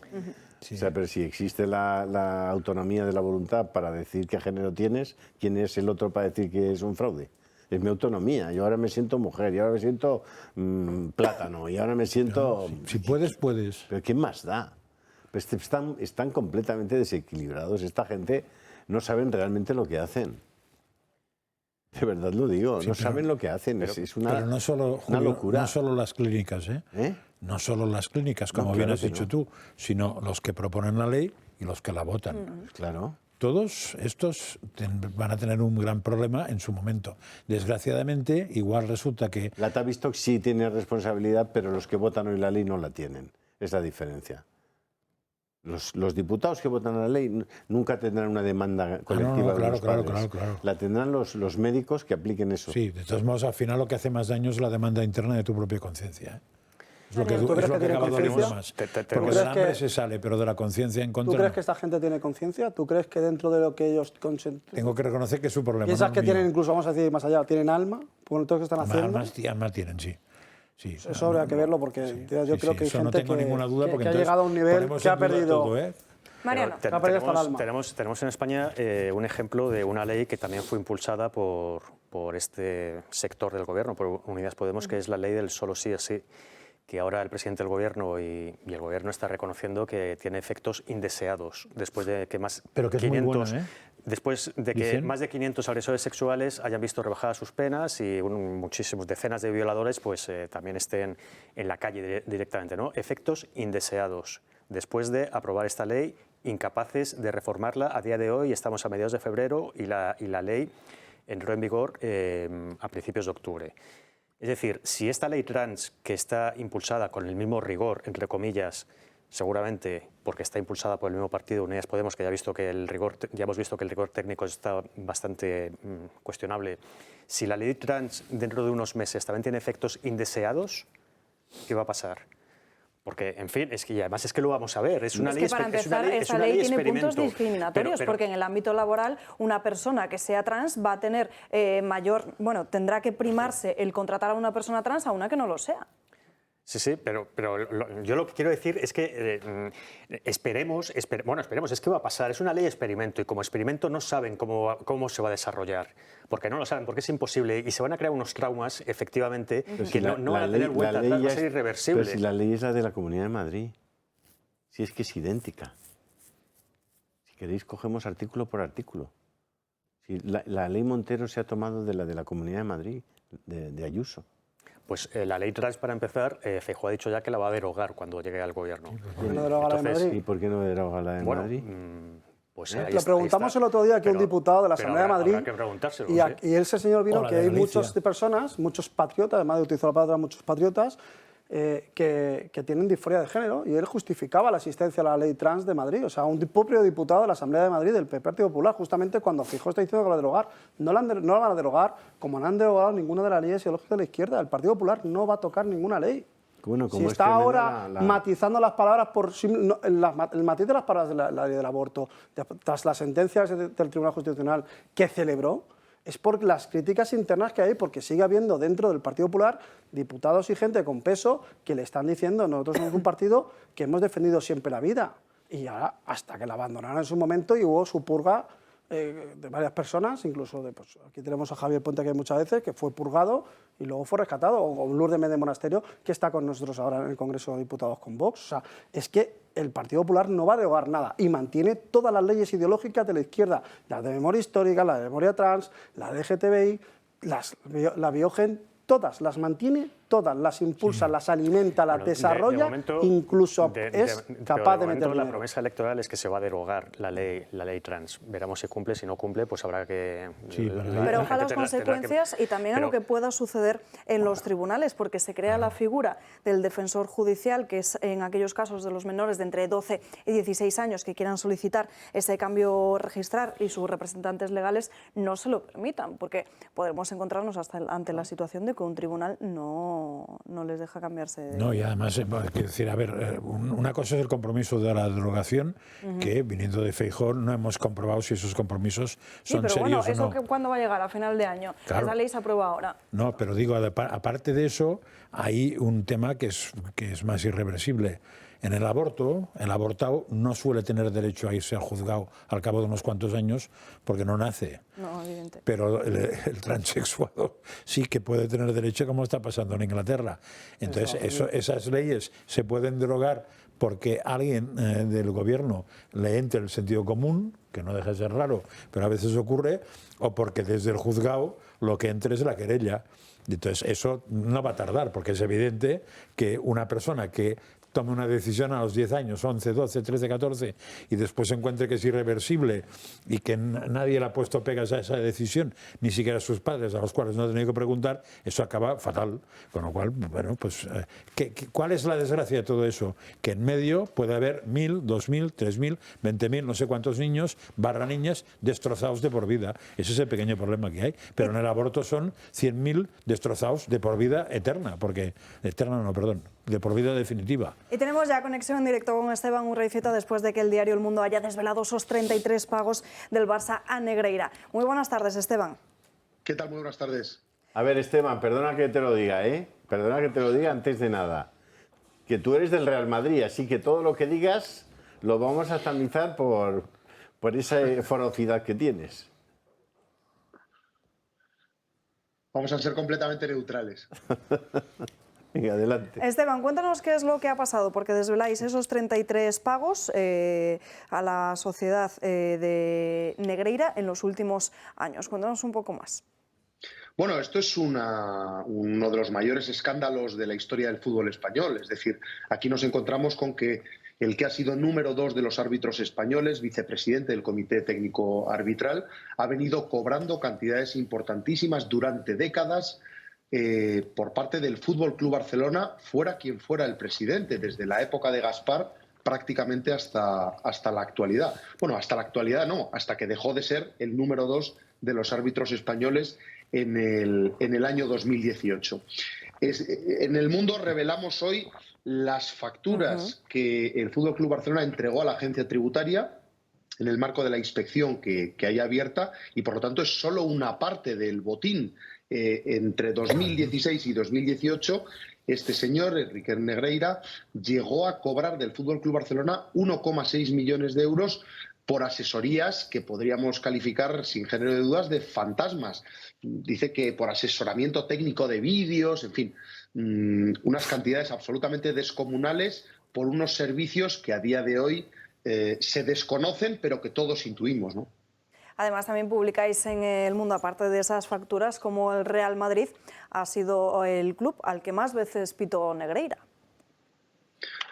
Bueno, es que esto prostituye por completo el sistema. Es decir, ¿qué hace el número 2 del estamento arbitral cobrando de uno de los grandes clubes de manera mensual por supuestas asesorías que ni tan siquiera el señor Enrique Negreira ha sido capaz de concretar y de documentar ante la inspección de Hacienda que se le abrió y que es la que ha destapado todo este asunto? Ahora mismo la Fiscalía está investigando esta cuestión. Las cantidades cobradas por el señor Negreira van a engordar hasta límites inimaginables y, por lo tanto, pues esto no ha hecho más que empezar. Julio.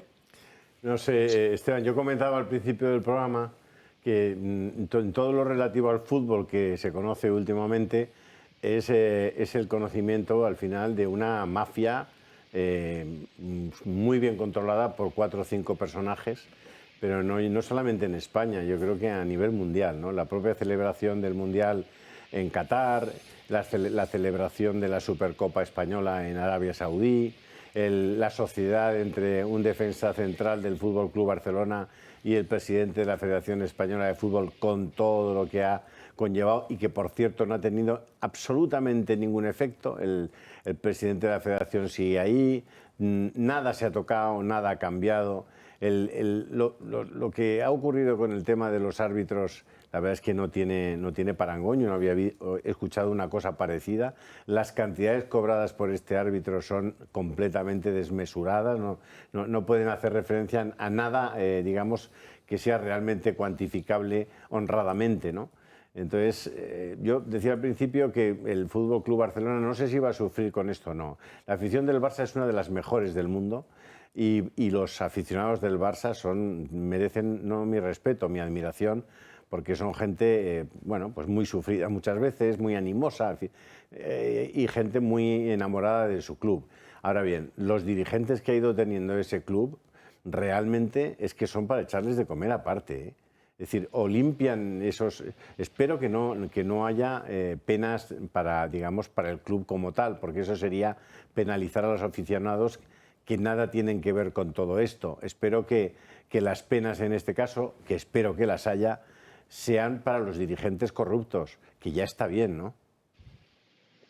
Bueno, yo coincido plenamente contigo, Julio, en que no hay precedentes. Es decir, habíamos asistido a otros escándalos en el mundo del fútbol, en el fútbol español, a pago de comisiones en fichajes, a contratos absolutamente fuera de mercado estratosféricos como el de Messi, a fraudes fiscales de las grandes estrellas e incluso a intento de amaño de partidos, pero nunca habíamos tenido delante las pruebas del pago a los responsables del estamento arbitral estando en activo. Es decir, aquí no estamos hablando de que el señor Enrique Negreira deja de ser árbitro, deja de ser directivo de los árbitros y monta un despacho que podría ser discutible y demás y se pone a facturar. No.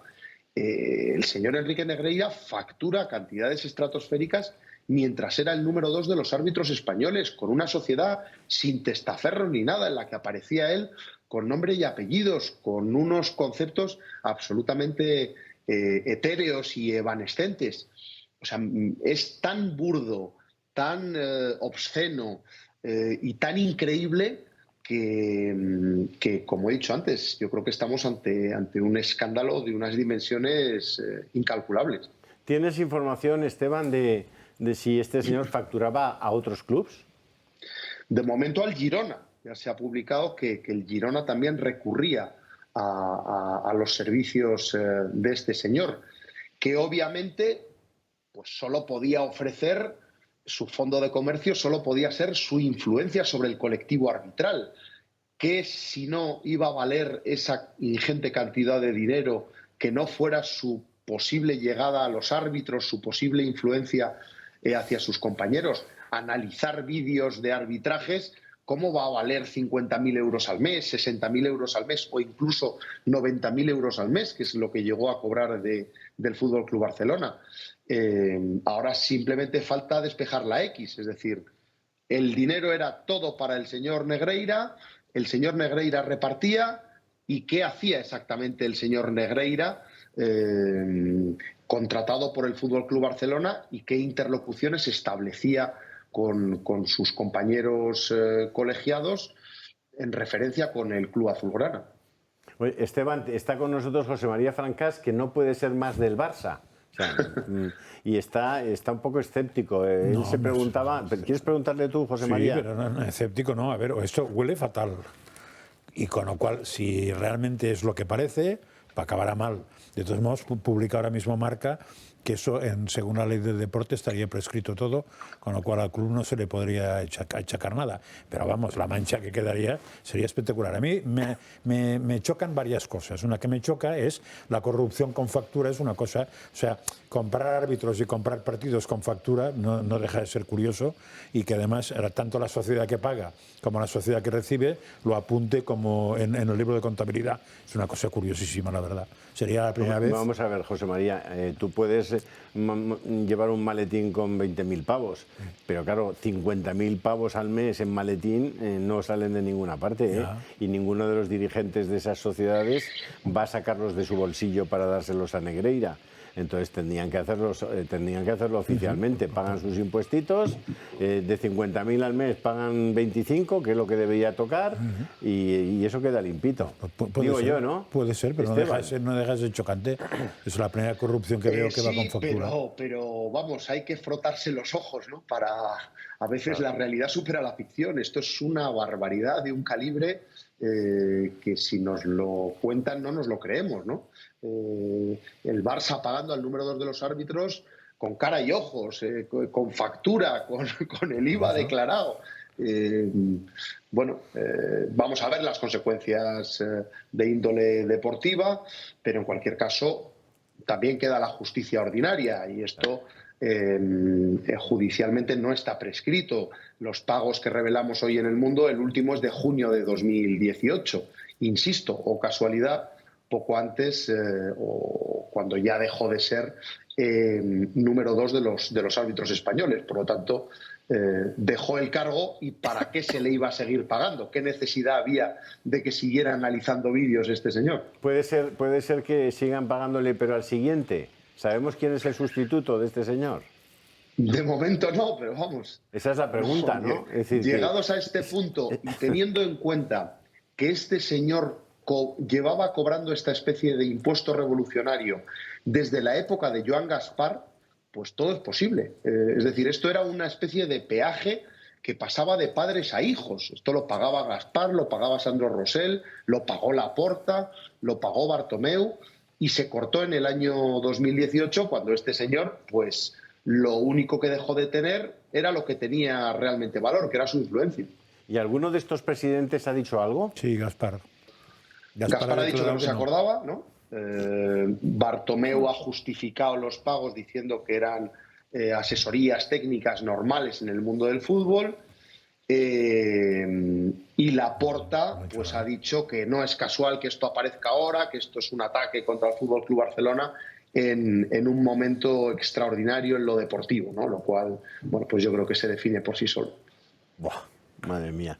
En fin. ¿Y qué te iba a decir? ¿Y seguís con la investigación? ¿Hay posibilidades de que haya sorpresas todavía? Porque tú en esto sueles dar pequeñas diócesis. Yo creo que habrá sorpresas en las próximas horas. Anda, madre mía. Esteban, muchísimas gracias. A vosotros. Gracias por todo. Un abrazo. Hasta luego. Estaremos muy pendientes de lo que va publicando Esteban Urreiztieta a lo largo de la tarde de hoy en el diario El Mundo, que ya nos está adelantando que habrá más noticias que veremos publicadas en su medio. Bueno, nos vamos con el aborto. Magnífica la intervención que ha hecho Lourdes Monasterio esta mañana en el Congreso de los Diputados. Vamos a escucharla. ¿El aborto es bueno o es malo? Si no es bueno, ¿por qué lo consideran un derecho? ¿Es bueno matar a un ser humano en el seno de su madre? Porque a ninguno de ustedes les he oído hablar de la vida de ese niño que va a desaparecer. ¿Es libre una mujer embarazada con problemas que toma una decisión sin alternativas, sin apoyo, sin información y sin poder reflexionar y, por lo tanto, discernir? Y si se escandalizan porque una mujer pueda oír voluntariamente el latido del corazón del niño que lleva en sus entrañas, y si además ello puede salvar una vida, si eso les escandaliza o lo consideran coacción, es que su razón está corrupta. A mí lo que me escandaliza, señorías, es que sancionen con pena de cárcel a quien mate a una rata mientras se puede matar libremente a un niño en el seno de su madre. Este es un pequeño trozo de esa intervención, pero vamos a analizar ahora, vamos a ver la cronología del Partido Popular, cómo ha cambiado de postura acerca del aborto, cómo pasó de imponer ese recurso a pasar a la indefensión, a terminar diciendo que no es un derecho fundamental, pero sí un derecho de la mujer. Con la aprobación en el Congreso de la ley del aborto, tras el Senado votar a favor de las modificaciones y el Tribunal Constitucional avalar la norma vigente desde 2010, aprobada por Zapatero, y rechazar el recurso de inconstitucionalidad presentado por el Partido Popular hace 13 años, la ley ve su aprobación definitiva. Llama la atención que la formación liderada por Feijóo, que fueron los que presentaron el recurso, apruebe la decisión del tribunal y haya cambiado el rumbo de su postura. El aborto es exclusivamente el derecho que tiene una mujer de acuerdo con la ley de su país. Afirma que el aborto no es un derecho fundamental, pero que es un derecho de la mujer. En el artículo 15 de la Constitución española recoge que todos tienen derecho a la vida. El Partido Popular parece que se ha puesto de acuerdo en el cambio de opinión y sigue en una línea común. El presidente del partido de la Comunidad Valenciana, Carlos Monzón, ha manifestado que el aborto es un derecho y está encantado con la sentencia del Tribunal Constitucional. Feijóo se pone de espejo frente a Europa, aunque afirma que hay países europeos en donde el aborto no está regulado, como Polonia, pero que no se permita no significa que no tenga regulación. El Partido Popular parece jugar a dos bandas, intenta hacer un equilibrio constante en sus declaraciones, pero se ve claramente cuál es su posición sobre el aborto.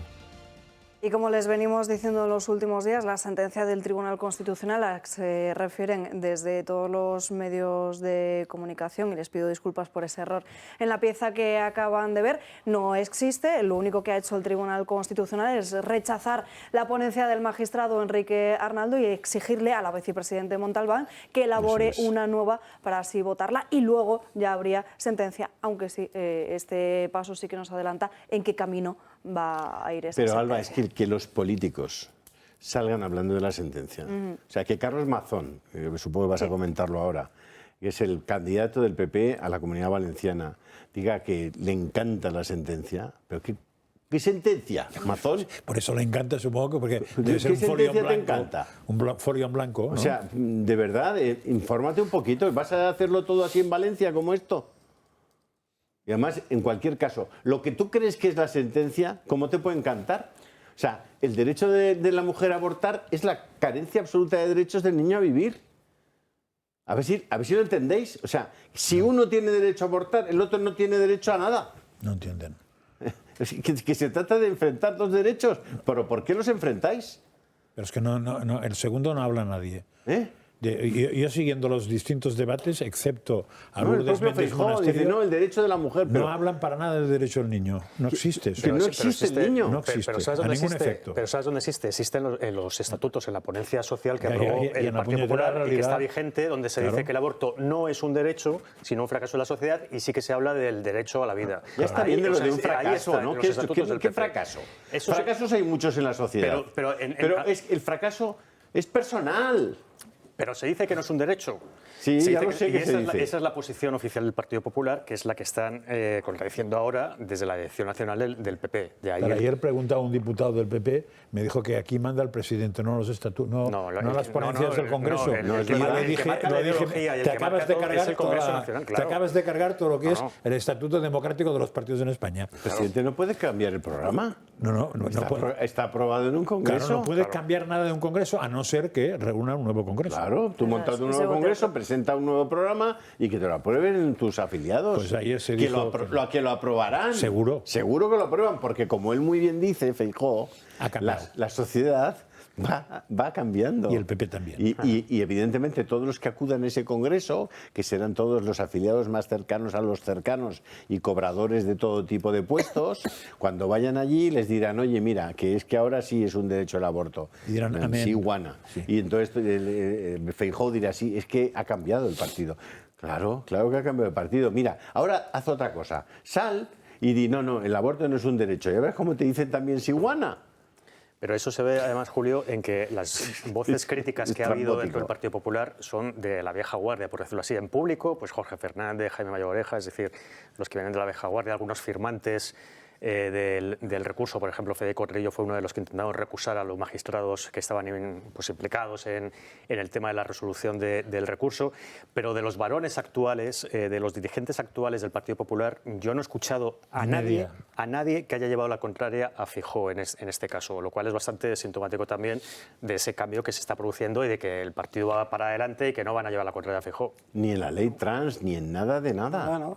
O sea, vamos a ver, de lo que se deduce de todo lo que está ocurriendo en el PP es que el modelo antropológico y social, que ha defendido la izquierda, que ha impulsado la izquierda y que ha legislado la izquierda en las últimas décadas, desde Rodríguez Zapatero, es el que ha asumido ya el Partido Popular.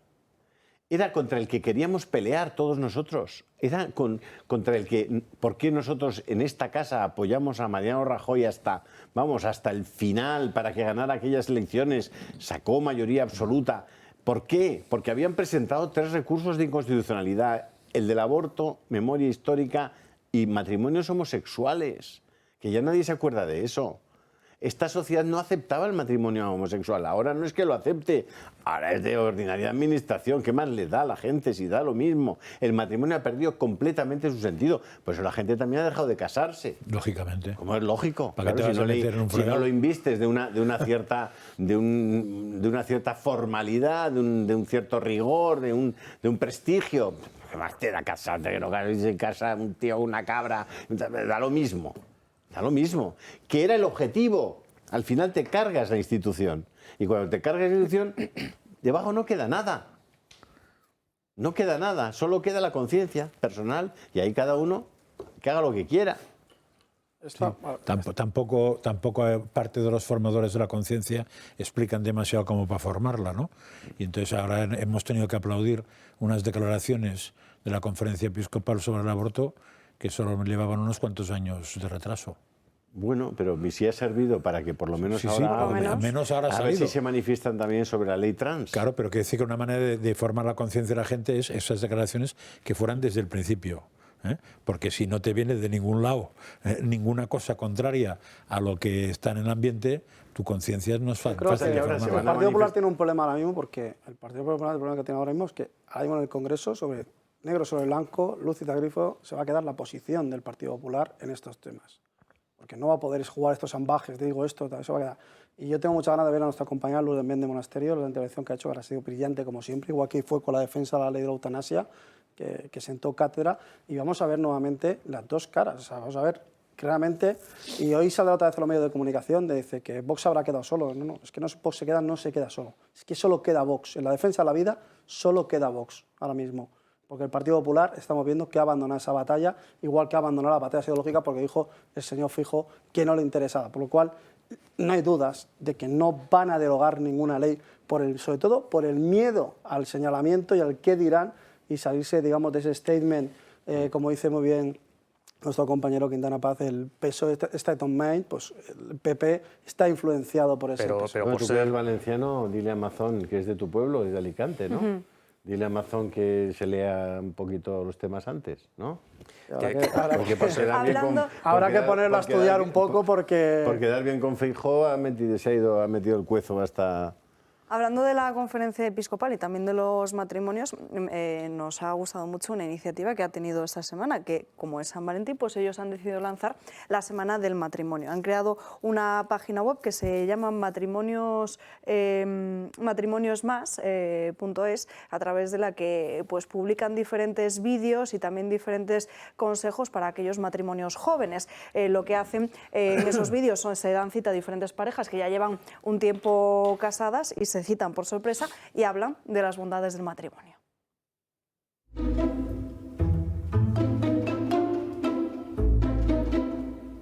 Bueno, qué buen plan, ¿no? A mí me liaron, que yo no iba con la intención de volver con novio ni nada. Sole me encantaba, es la que más me gustaba. Fíjate que no lo asociaba con un estilo, con un prototipo de chica que a mí me llamase la atención. Y yo creo que dije, jo, tío, este tío merece la pena.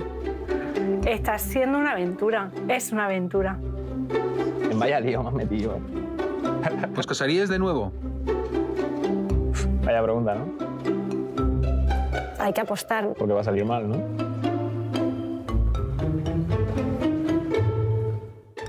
Bueno, lo que dicen es que para siempre sabe mejor. Hablan de la convivencia y el compromiso, de la complicidad, de la fidelidad, de la entrega, el sacrificio y también el esfuerzo. Está disponible en esa página web que decimos. Nos tenemos que es de la Conferencia Episcopal. Sí, de la Conferencia Episcopal. Ole. Se ha modernizado, no está mal. No, muy bien, muy bien. No, y además... reivindican también el matrimonio Por eso, entre los más ya, jóvenes. ya va bien que alguien aunque sí que es hable. cierto que mezclan parejas, mayores, jóvenes, de todo tipo. Pero no hombres y mujeres. Eso deja muy claro que el matrimonio solo es hombre y mujer. Pero si puedo, mezclaran tendríamos un problema. Tendríamos un problema. Por matizar una cosa, en la ley del aborto que se estaba viendo en el Congreso hoy, jueves, para aprobarse definitivamente, esa ley, que es la nueva, no solamente tiene el voto en contra de Vox, el Partido Popular también intentó vetarlo en el Senado y el voto en contra. Es decir, en esta ley del aborto el PP va a votar en contra. Luego, solamente para precisarlo, ¿por qué? Pues porque se opone a que el consentimiento sea, a que haya, o sea, quiere que haya consentimiento paterno para las menores, Por eso. que no Para haya el tema de las etcétera. menores, la manía son las menores. Lo que quiero puntualizar, mi opinión, Sí, por lo sí. menos, es que no es comparable el tema del aborto, ni mucho menos, por lo menos según mi punto de vista, con el matrimonio homosexual. Es decir, puedes estar a favor o en contra, pero no creo que sean dos cuestiones comparables, ni mucho menos. Estamos hablando, en el primer caso del aborto, de la vida de un ser humano, y en el matrimonio homosexual, te guste o no, estamos hablando de la libertad de dos personas para tomar una decisión según las leyes que ha habido, pero no se está perjudicando a nadie más. Sí, solo al matrimonio. Nos tenemos que ir a una pausa. Como institución jurídica. Nos tenemos que ir a una pausa de Eso publicidad. no es irrelevante, Mariano. Pero es que eso yo tampoco lo veo. O sea, yo creo que no se está perjudicando al matrimonio como Nos tenemos institución. que ir a la última pausa de publicidad. Esa página web que les comentaba tiene además una aplicación que se llama Matrimonio, que lo que pretende es que ese amor se vaya construyendo pues en todas las etapas de la relación. Y además se dice, porque nuestro esposo es un tesoro que Dios ha puesto en nuestra vida para llevarnos hacia él. Así que ya lo saben todos aquellos matrimonios si quieren curiosear un poco. Pausa para la publicidad, 2 minutos y seguimos.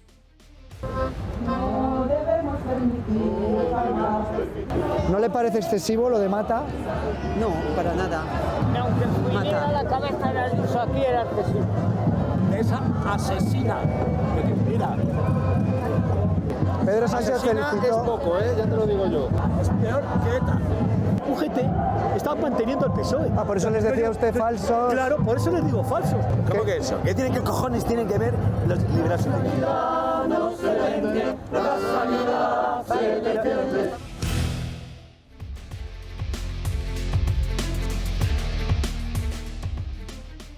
Recta final de Dando Caña, nos queda poquito más de 10 minutos y tenemos que hablar de otra cuestión que se conoce hoy en exclusiva, porque el Gobierno estaría preparando una nueva ley a través de la que los inmigrantes que estén en situación ilegal en nuestro país puedan obtener el permiso de residencia si cursan la formación profesional. María Vallejo.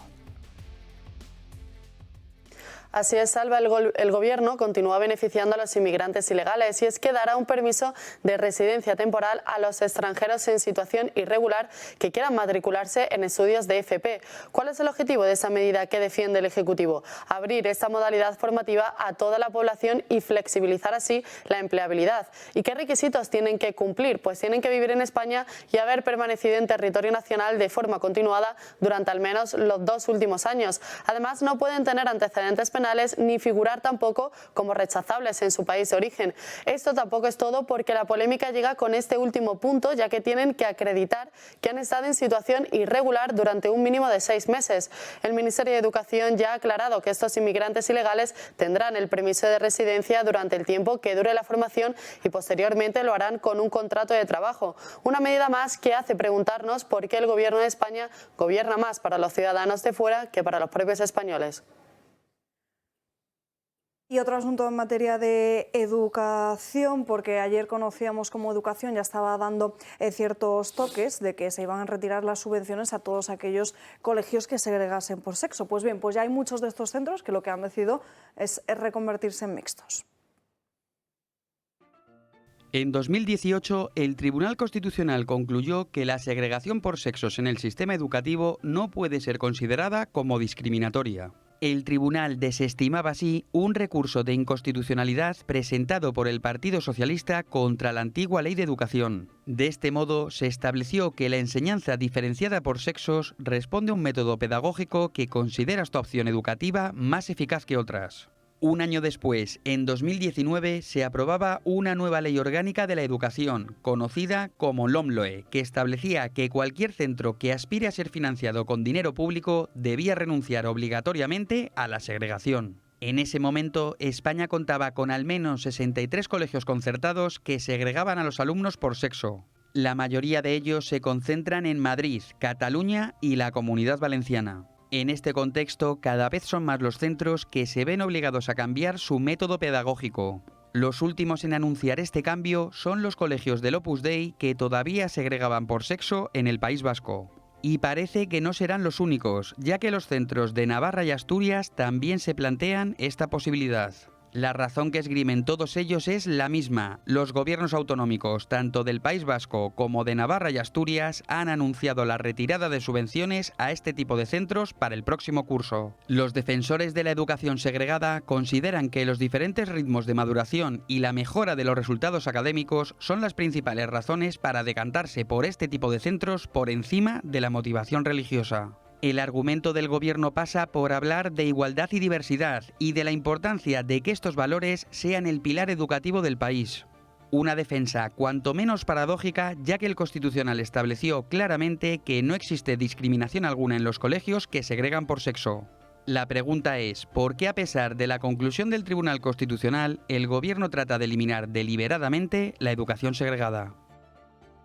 No solo va a afectar a centros donde se pueda estudiar bachillerato o primaria, también a los propios colegios mayores. De hecho, la Asociación de Colegios Mayores ha emitido un comunicado oficial donde critican esta medida y donde alertan de que una decisión como esta puede abocar a un gran número de centros en convertirse en residencias universitarias, cuanto menos, y también podrían arriesgarse a su cierre.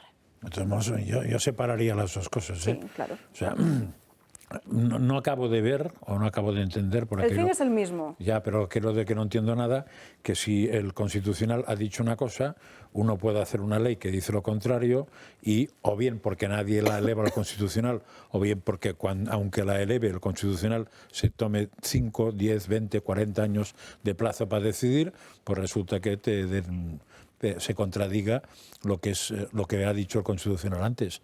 O sea, estaba clarísimo en ese tema que el PSOE desde hace muchos años iba directamente contra esos colegios, a pesar de que los hijos de la mayoría de dirigentes iban a esos colegios como alumnos. Pero eso era un pequeño problema de coherencia que no es muy importante porque es habitual, ¿no? Eso pasaba, por ejemplo, en Cataluña y pasaba en Andalucía. O en Andalucía, que es un sitio donde había muchos, que el gobierno era del PSOE de toda la vida, pero en fin, según quien fuera, no había que callarse, y según quien fuera no. O sea, con lo cual se habían defendido hace mucho tiempo con estudios muy bien hechos que se habían llevado al Constitucional y el Constitucional ya había hablado. Entonces, ¿por qué no sirve que el Constitucional haya hablado? Supongo que porque no es que haya cambiado la Constitución, que no ha cambiado, sino que, como dice Feijóo en su momento, aquí no habrá cambiado tal, sino que habrá cambiado no sé exactamente qué. Supongo que el Tribunal Constitucional, ¿no? Lo que va cambiando fundamentalmente, desde mi punto de vista, es que hay, y lo digo aquí muchas veces, es decir, yo estoy dispuesto a vivir en libertad, convivir en libertad, por supuesto respetando al otro, pero estoy cansado de que esos que dicen en amar la democracia, la libertad y no sé qué más, están empeñados en que yo viva como ellos quieren. O sea, ¿por qué rayos yo tengo que llevarles al colegio que ellos quieren o que ese colegio eduque como ellos quieren o que haya niños, niñas o chiripitifláuticos? ¿Pero qué rayos les importa? Déjenme en paz. O sea, que yo no quiero imponerles llévenlos al colegio que quieran a sus hijos, pero no tienen ningún derecho a impedir que yo les lleve donde yo quiera. El telón de fondo de todo esto es que ustedes quieren imponerme mi vida en temas en los que no pueden ni deben hacerlo, porque la política está justamente para protegernos de esos que quieren imponer la vida a los demás. Si a mí lo único que me puede imponer es el respeto a la libertad de los otros, pero por ese mismo mecanismo los otros deben respetar la mía, si no esto no funciona. Sí, sí. Y los colegios diferenciados, yo fui a los Maristas en Pamplona, era un colegio por supuesto diferenciado, fenomenal. He llevado a mis hijos a colegios diferenciados, también me he educado en una universidad obviamente no diferenciada. ¿Qué sé? Déjennos en paz. Si el Tribunal Constitucional se lo ha dicho, no hay ninguna discriminación en eso. Y José María tiene razón. Luego hacen una ley que va contra el criterio del Constitucional, pero que nadie recurre a la ley, pues ahí está la ley. Y ahora las comunidades autónomas que hacen lo que les da la gana, pues deciden si tal. Y tienes que portarte bien, porque no sea que te quiten el concierto. ¿Pero qué rayos quitar el concierto? Usted debe el cheque escolar y yo llevo al niño donde me dé la gana. Eso es. Con lo cual no van a hacer nunca, no van a, porque has dicho el criterio antes. Y quieren controlar a los profesores, elegir a sus profesores, educar a sus profesores y de paso educar a nuestros hijos. Pero que no, que es contra lo que nos tenemos que rebelar. Esa es la rebelión que falta. Es decir, se ha terminado. No. ¿Cuánto dinero toca para usted? ¿Tiene 5 hijos? Tanto. ¿Tanto por hijo? Ya. Pobres, ricos, me da lo mismo. Pero con eso romperías el modelo único, que como bien has dicho tú, hay una parte de la sociedad que quiere imponer a la otra. De todos modos, es muy interesante saber de dónde nace un tema.